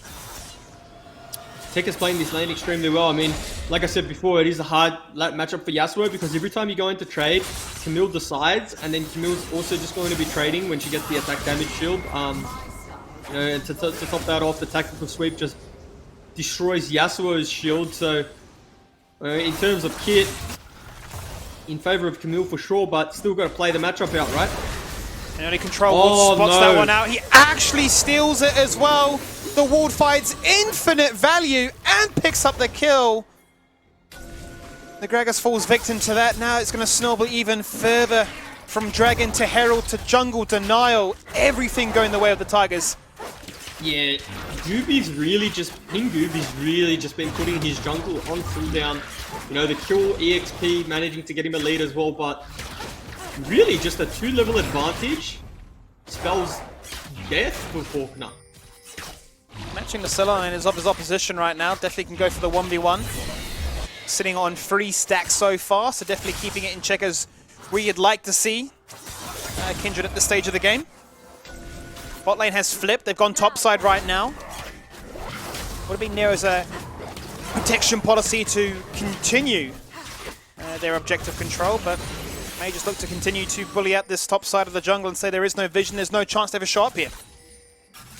There's nothing worse than playing jungle at this point in the game, right? If you're Gragas, the only option I see him having right now, and even then it's a bit of a stretch, is just going mid, flinging an ultimate at Camille and getting some summoner spells. Because right now, you won't catch up just farming your jungle. Like I said to you before, matching farm, you need to be more creative than that. Matching farm won't get you back into the game, but what Gragas can do is play around his synergy, which is that Yasuo. So I'd like to see Faulkner get involved, play through a lane, and potentially like relieve some pressure off of his bot lane. Massive CS leads found everywhere except here, where Styled is the one true saving grace at this stage. Up by 20, able to utilize the Weapon Master and the extra range to not be denied too much CS from the poke that can come out here from the Tigers. Also doing a great little job there to prevent the back as well. Making sure that they're not falling victim to a reactive play style of always having to respond and match. Level 6 has been online now for everyone. May start to see the signs of some skirmish potential. Surely this next dragon, the wombo combo, comes online. Yeah, not that, like, Berserker Greaves really isn't that big of a power spike for Yasuo if it's like this late into the game. Especially because Kindred does have the ultimate to deny the one-shot potential, but like I said, it's very non-committal. If Gragas just goes mid, throws an ultimate, if it hits, Yasuo can ulti, and you know, worst case scenario, he can dash away, but you know, clearing camps just off cooldown isn't going to work. Kindred comes through on mid lane. Plugging in Truggle, no chance to use that flash right now, but receives a response. The cast going on down, both with little to no health, no mana either, cannot hang around. TP coming in, Nightfaller guaranteeing a major numbers advantage. No resources left in the tank here for Genesis to respond. Mid-tier 1 will take a big beating.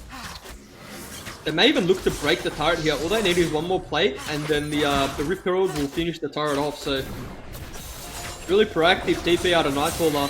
Sally opting to save his TP and now walking to the play, but I think this turret's as good as gone. Flash was picked up here from Tekka's Camille, if not indirectly. Oh my gosh! Thresh can take that. Interesting interaction. Yeah, Thresh can take that if he wants, but obviously it'd be really troll, but he can knocked take it. Up and tried to take him back. Haven't seen an interaction.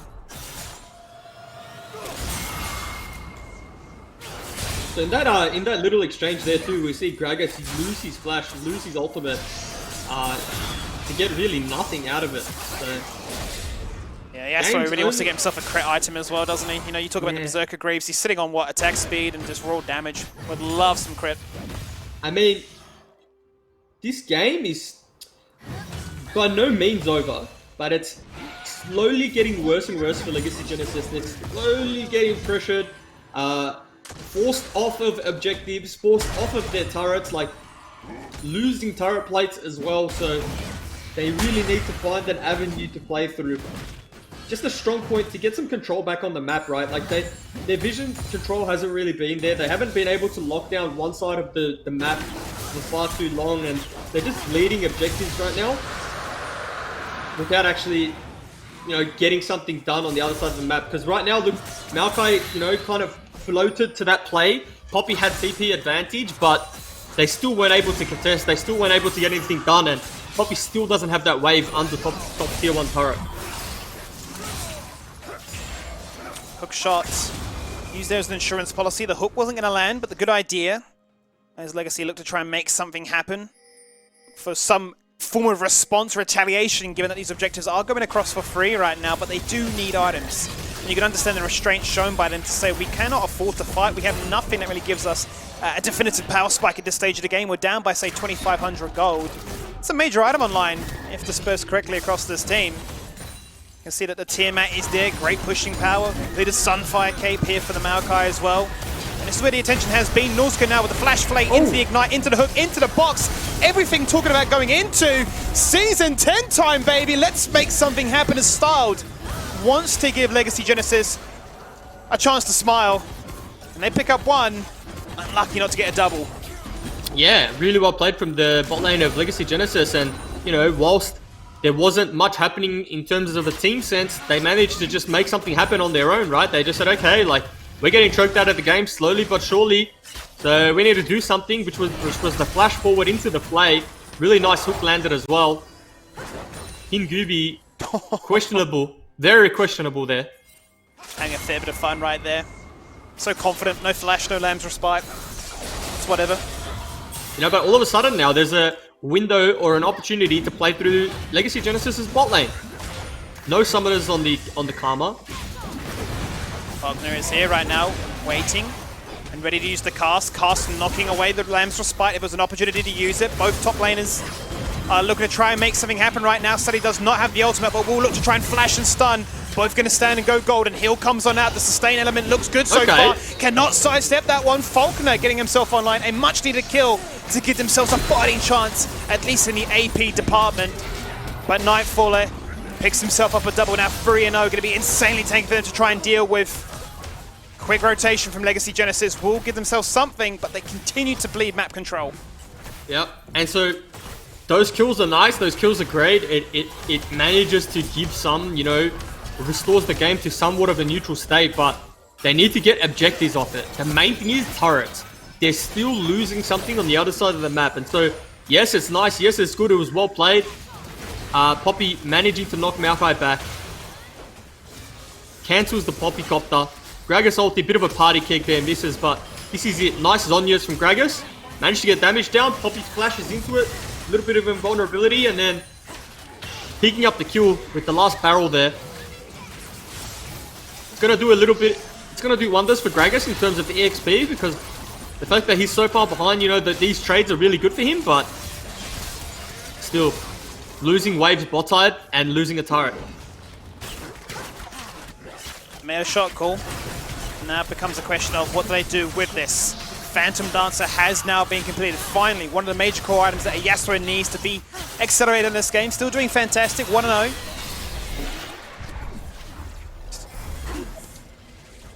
That he is. Infinity Edge has been completed as well now, Jube. So yes, you sacrifice yourself the second Herald, but a minute and 20 is the time you put yourself on to now showcase what you can do if you contest.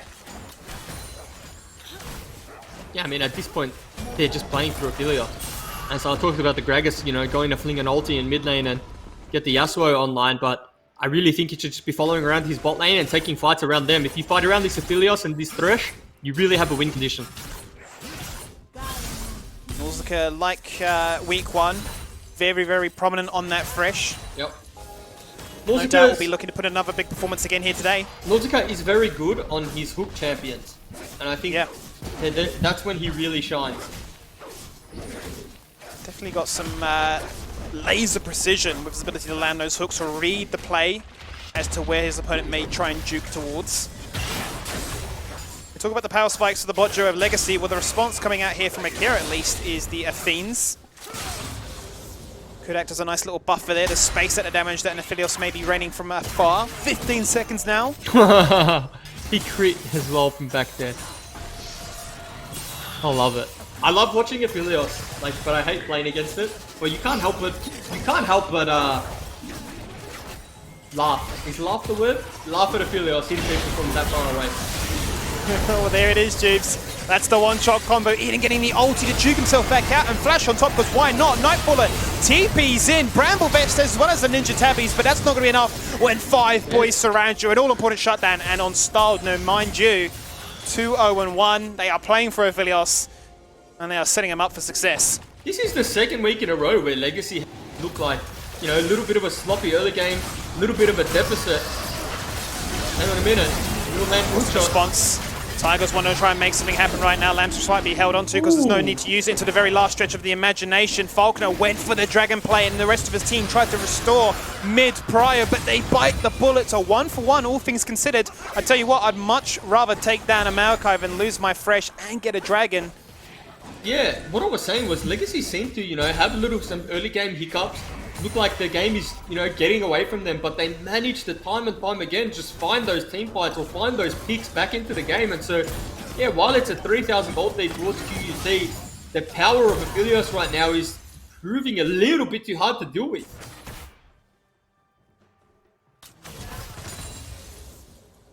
Eden was a non-factor in that one, given the ultimate had to be used to survive as well as the flash. Doesn't have the range to really access the team fight as easy as the rest of the composition. Well, look at that. Most of the gold lead is on the Kindred when you compare it with the Gragas. So if Kindred can't find a way into the fight like last one, then there is no gold lead. That's what Legacy Genesis will be looking to play towards. Another kill was achieved, which is going to give a BF sword now to Yasuo. Continued to scale. Seeker's Arm Guard now coming online for Falconer. Very gold valuable item. Gold efficient, I should say. Going to need to continue to appear as many kills as possible. The kill participation needs to be high. That minion wave, power to stay relevant. If that minion wave was a couple seconds earlier, it wouldn't have charged. That's a bummer. It's an absolute bummer. Mere moments. This is almost inspired Legacy as they now go roaming and say, yeah, that 3-0 Maokai isn't actually as strong as we quite make out right now. Here comes a 3-man gank, forced to flash away. Wall goes down, retained vision. The Nature's Grasp, combining it with the Wombo. Mid-jungle, they don't miss those. Now 2-0. No time for an 0-10 power spike. He's going the opposite way. Yeah, and now now we're seeing the Gragas and the Yasuo link up. 20 minutes into the game, that's the first play we've seen them make together, and it was a successful one as is. Like, Maokai is just building armor, but still shredded through him. So QUT really need to make something happen. Can't let Maokai just keep getting picked off like this. And also being very, very proactive, always with his team, always looking for opportunities, definitely being a big driving factor in acting as almost a second jungler, I want to say here. Meeting a lot of pressure and really allowing Style to his own device, continue to farm, continue to retain that CS advantage as mid lane priority goes. Trinity Force has now come online, as has the Black Cleaver, so big power spike for both Tekka and Hingubi. Yeah, there's some big power spikes coming through. Camille is like, you know, that's the biggest items that she's going to get all game, right? Like, of course she's going to get stronger, but in terms of power spike, now's the time you really want to be fighting, or can fight, I should say, right? Like, there's never really a window in which you need to fight on Camille because her scaling is so great, but Trinity Force is one where you do feel comfortable to start taking skirmishes and start taking fights. And that will be now looking around this map with great intent as to who is at a position. As opposed to feeling like they're the ones that are getting out-rotated on. I feel when I look at Aphelios' items and I see Infinity Edge and Runon's Hurricane, it's very scary time. Oh, of course. That's his dream. You got the Death Dance as well for the Poppy. You're talking about power spikes, really. I mean, Legacy Genesis have showcased that they can do power spikes too, and the gold difference that we highlight, as you say, very much limited by the range that a Kindred has. But also like the gold lead now pretty much doesn't exist, right? In terms of course. In terms of it's really how you play the team fight. It doesn't. The gold lead isn't so much that you can play it poorly, and so when you're at this point in the game, it's going to be neck and neck. It's going to be tense. Teams are just going to be waiting for objectives to spawn, and so we may not see much action. It will just be, you know, passing minion waves off to each other, letting them farm until really there's a relevant objective to fight. And I get a feeling it's going to be that Infernal Drake because you don't want to give QUT's whole point. priority continues to be the main focal point right now. Looking to try and get a shop off before 30 seconds comes online with that third dragon. Definitely in favor of Tigers, which is what they want to do. We've highlighted that they've been a team that have definitely wanted to try and force the tempo. Talking Souls coming online 23, 24 minutes in. That idea has definitely been slowed down, and that's going to be a case of getting to see exactly how Tigers respond to these kind of situations. Legacy are the first ones to show themselves up in this jungle, get down their vision, prevent the Tigers from mounting any sort of comeback in this one. They are locked at their mid-tier 2 turret, mind you, as well, so this is definitely going to be an even trade now, 2-2. Baron now becomes the focal point. It didn't look like they wanted to give it. You know, we saw them slowly contesting through blue ramp, but it was more they were just too slow, and going to show you what type of game state we're in. Usually the team that's second to the objective and has to wait for the Maokai to come on through is usually the team that's feeling quote-unquote behind. So whilst the gold lead is in QUT's favor, it looks like they're really behind the 8 ball, and Legacy Genesis are the proactive ones around vision and minion waves and control of the game. Hook lands. This will be the fight. This is what we want to see right now. Norsca tanks as much as he can. He's actually going to get out with his life right now, but he falls down at the very last stretch of it. The wombo combo comes out, but the Lambs will spike the knives for a meantime. Can Yasuo find the wombo combo? He's hanging on for it as long as possible. He's trying to look for that one shot with the 2-item power spike. He finds it finally onto the Kindred, but members are falling on Dan. That can start going for the 1v3. Season 10 shenanigans are not going to happen here today, Juice. Double kill galore. It doesn't matter in the end, though. Gold lead apparently does mean so much, and the Tigers get themselves an ace. Yeah, I think it really came down to execution in that team fight, right? Yasuo didn't really get his ulti off on a priority target, ended up ulting the Maokai, I believe. Styled played that team fight really well. Nausicaa, again, probably died a little bit too early to start that one off, and I think UT all round probably just executed that fight better. And we'll see here, the replay is there's a lot to catch, because so much happening, but nice little root from Nightfaller. Tyson gets hooked here though, but let's look where Yasuo can ult. Still no ulti comes down. Nice little wallbang. Can ulti again, doesn't. Lamb Sprite comes down. Yeah, it's just really well played fight from QUT. You know, they front the back. Waiting. Yeah, they front the back, waited cooldowns out, were patient, waiting for Yasuo, and the moment Yasuo went in, they turned all their cooldowns onto him. Bit of awkward timing because the cask had already gone. Lamb's respite denied obviously so much as well. And really after that he was really waiting on his tornadoes to respawn himself into a situation to get a knock-up. By that point, Style tried to go for the 1v10, and as strong as he is, you know, the most desirable of the weapons available for that situation wasn't able to clean house. Yeah, but he just missed he missed 2 or 3 good windows where he could ult, so yeah. Maybe that's the game changer, but here we are now. 3,000 gold lead in the favor of QUT. Top side jungle control from Legacy Genesis. Looking to make a pick on this Camille. Flash. Misses the flay. For it, Tekka gets himself out of this one. Burns the flash. But that will mean that this top tier 2 will fall on Dan as a result. This is good control for them to allow them access to a Baron. Here we go. That's going to be the cast coming down very early on this time onto Hingubi that now gets finally the last of Imagination, the ultimate off. That's going to be a single ult on one person just to try and survive. No response from the rest of the team. They don't want to even chase on that Juice. Well, what an easy transition from top tier 2 to a kill on the jungler, now into a Baron. Swing of momentum once again back in the favor of Genesis. Oh, the hook onto Kai'Sa. No one's coming? Nausicaa, somebody back this man up. Now we're going? Baron is still being taken right now. A 2-man knockup. It's only Eden in the dream. Okay. Bit of conflicting information there. Yeah. Some members still wanted to get the Baron, but Nausicaa definitely wanted to land the killing blow. But Sally with a 2-man knockup ensures that there is no contest. That was so weird. That's like when you're not on comms with your team and you make a play, it's a solo queue play. And then no one's taking the lantern. And it's a guys, is anyone here? What's happening? And then, you know, as Thirst dies, Hoppy goes over, but that's a bit of a weird one. What the difference it makes when a Yasuo ults and deletes the jungler. I mean, it feels to me like Kindred and Yasuo control so much of how these team fights can actually play out. Yeah, but what we're seeing from Legacy Genesis is they're moving in, getting vision as a group, and then QUT with Maokai split pushing in the bot lane are trying to contest Vision, and it's just Legacy Genesis are being rewarded from very good proactive play, not in the sense of making a play, in the sense of just controlling Vision, controlling the game, and letting the mistakes come to you.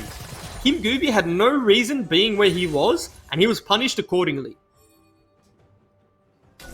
Let's see what it actually means in this state of the game. Not going to have much of a chance to try and set themselves up with some 1-3-1 split push to get maximum value with the creep waves and that Baron buff. But what they will have is Shurelius to try and force this fight, and Eden nowhere to run, no flash, no heal, no chance to live. Instantly a 4v5.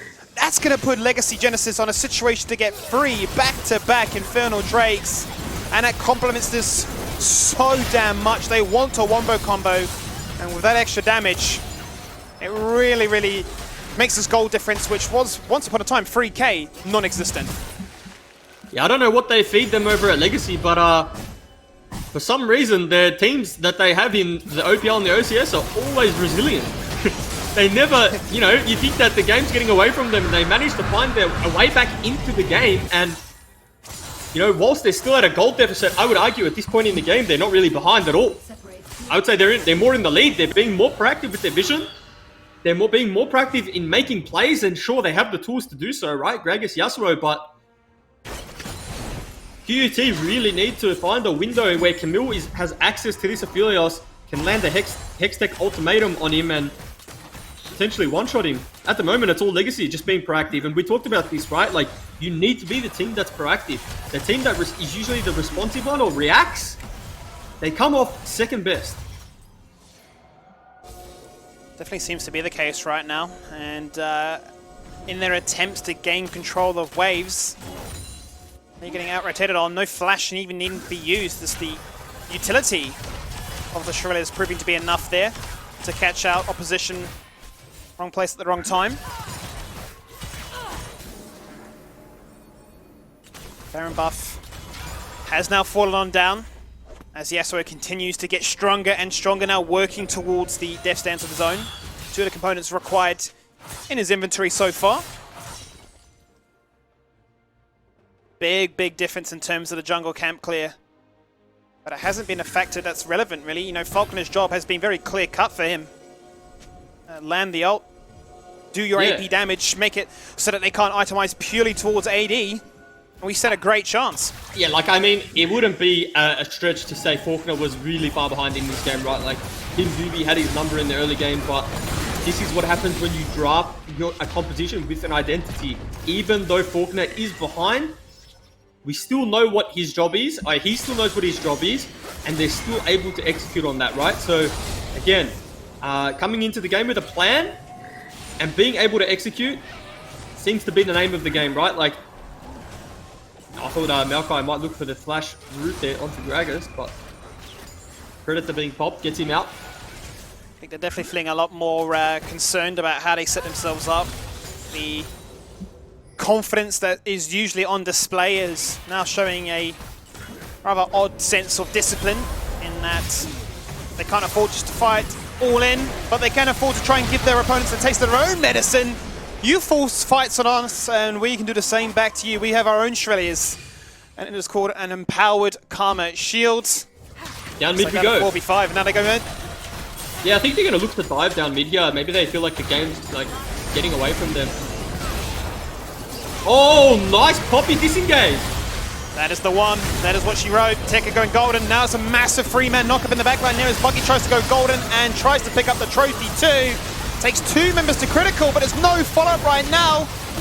Styled, can you be the king? The one to make things look so damn good. Tigers are just picking them apart one by one. As soon as they saw it was a 4v5, they said that is all she wrote. Sally's going to fall on down as well. Nightfaller tower diving, absolutely clutching as Nausicaa finds a hook in the fountain, but that's not going to phase them out. Tigers on the brink of death. Bring this game back. Pick up double Nexus turrets, and they will end this one, confusing every caster, every fan, every critic for getting the job done. And straight down mid we go, Skimmy. 1 pick onto the Thresh, down mid. GG and well played. I mean, QUT, we were talking about Legacy's resilience, right? But QUT managing to weather the storm and just wait for that one opportunity, that one pick, catching Thresh basing was it. And then they just made the decision, guys, we aren't in control of this game anymore, but we've got to go, and we've got to go now. And they pulled the trigger, went down mid, and were rewarded with the victory. And it was funny, right? Because from the draft at the very start of this game, he said these are two comps that want to fight 5v5. And quite honestly, it felt to me like a case of we want to fight 5v5, but whatever team can find that initial pick of the non-synchronized, recalls or wrong place at the wrong time, the most definitive fights were won when it was a 4v5. Yeah, right. And so, well, that it was like a 4v1 really when Thresh got caught basing there. The tools for Legacy were far easier to initiate fights, but QUT managed to just find, the ultimate. They checkmated right at the end there. I'd say the momentum was in Legacy's favor, but QUT again finding a way. Nightfaller and Hingooby, for me, these two in this game were holding down the fort. Once again, the star players, the ones that receive the most airtime from their roster, come and deliver the goods. Let's bring up the results for week number 3 to see how OCS all played out here tonight. Started off with Gravitas Academy taking it to the league leaders in Mammoth Academy, who were able to pick themselves up an all-important victory. The Diacubs got a very quick victory, the quickest of the day, with UTS unfortunately having to field a FF. RMIT Redbacks took the victory up against Pentanet.gg Rise in a very close affair. And number 4 saw that, Wombo Combo looks so damn good no matter what region you are in. Order Academy bringing it to the Chiefs. And as you saw, as your final game of the day, Yasuo, despite not being 0-10, did in the end fall on down to the QUT Tigers. Let's bring up next week's schedule, what we've got to look forward to in week number 4. There'll be some new faces, as we do have such a big league. There's always going to be some team that is not able to show their face with those buys. It will be opening up with the University of Queensland's Union roster taking to Order Academy. Pentanel.gg Rise take on the QT Tigers, a game that I've definitely got my eyes set towards. UTS Esports take to the Rift against Legacy Genesis, as do Mammoth Academy and the Chiefs. And then to close out week number 4, it is Gravitas up against the Diacubs. For me, Jubes, is there a particular game from those 5 that stand out? I really like the Mammoth Academy game, Chiefs game. Diacubs as well. Gravitas Academy will be a good one. Every week you ask me this, and at this point in the season, I think every game's going to be good because we still don't know much about all of the teams, especially because this week there were so many roster changes. So it's like, I'm trying to do the math, right? Which team's good, which team's, struggling a little bit, but they're all just taking wins off each other. Yeah, it's been one of insane excellence, really, is the only way to really put it. Big thank you, everybody, for tuning in. Big thanks to our sponsors, NeoSurf and McDonald's, for providing us with this broadcast. And a big shout-out, obviously, to tomorrow. It is the reunion. It is split 2 of the OPL. It's happening here at 4 p.m. Eastern. You do not want to miss it. But for now, that's us signing off. Good night. And that's a beautiful Hemo Plague onto multiple members. They shut down all importantly onto Chippies. He gets himself a double kill. Triple kills. Can we get a quadra? Yes, we can. It's Raze doing what he does. The team fight king. You can only use these ingredients, and you can only cook with this thing. Hey, I'm excited. It's like a fairy pooped in a cup.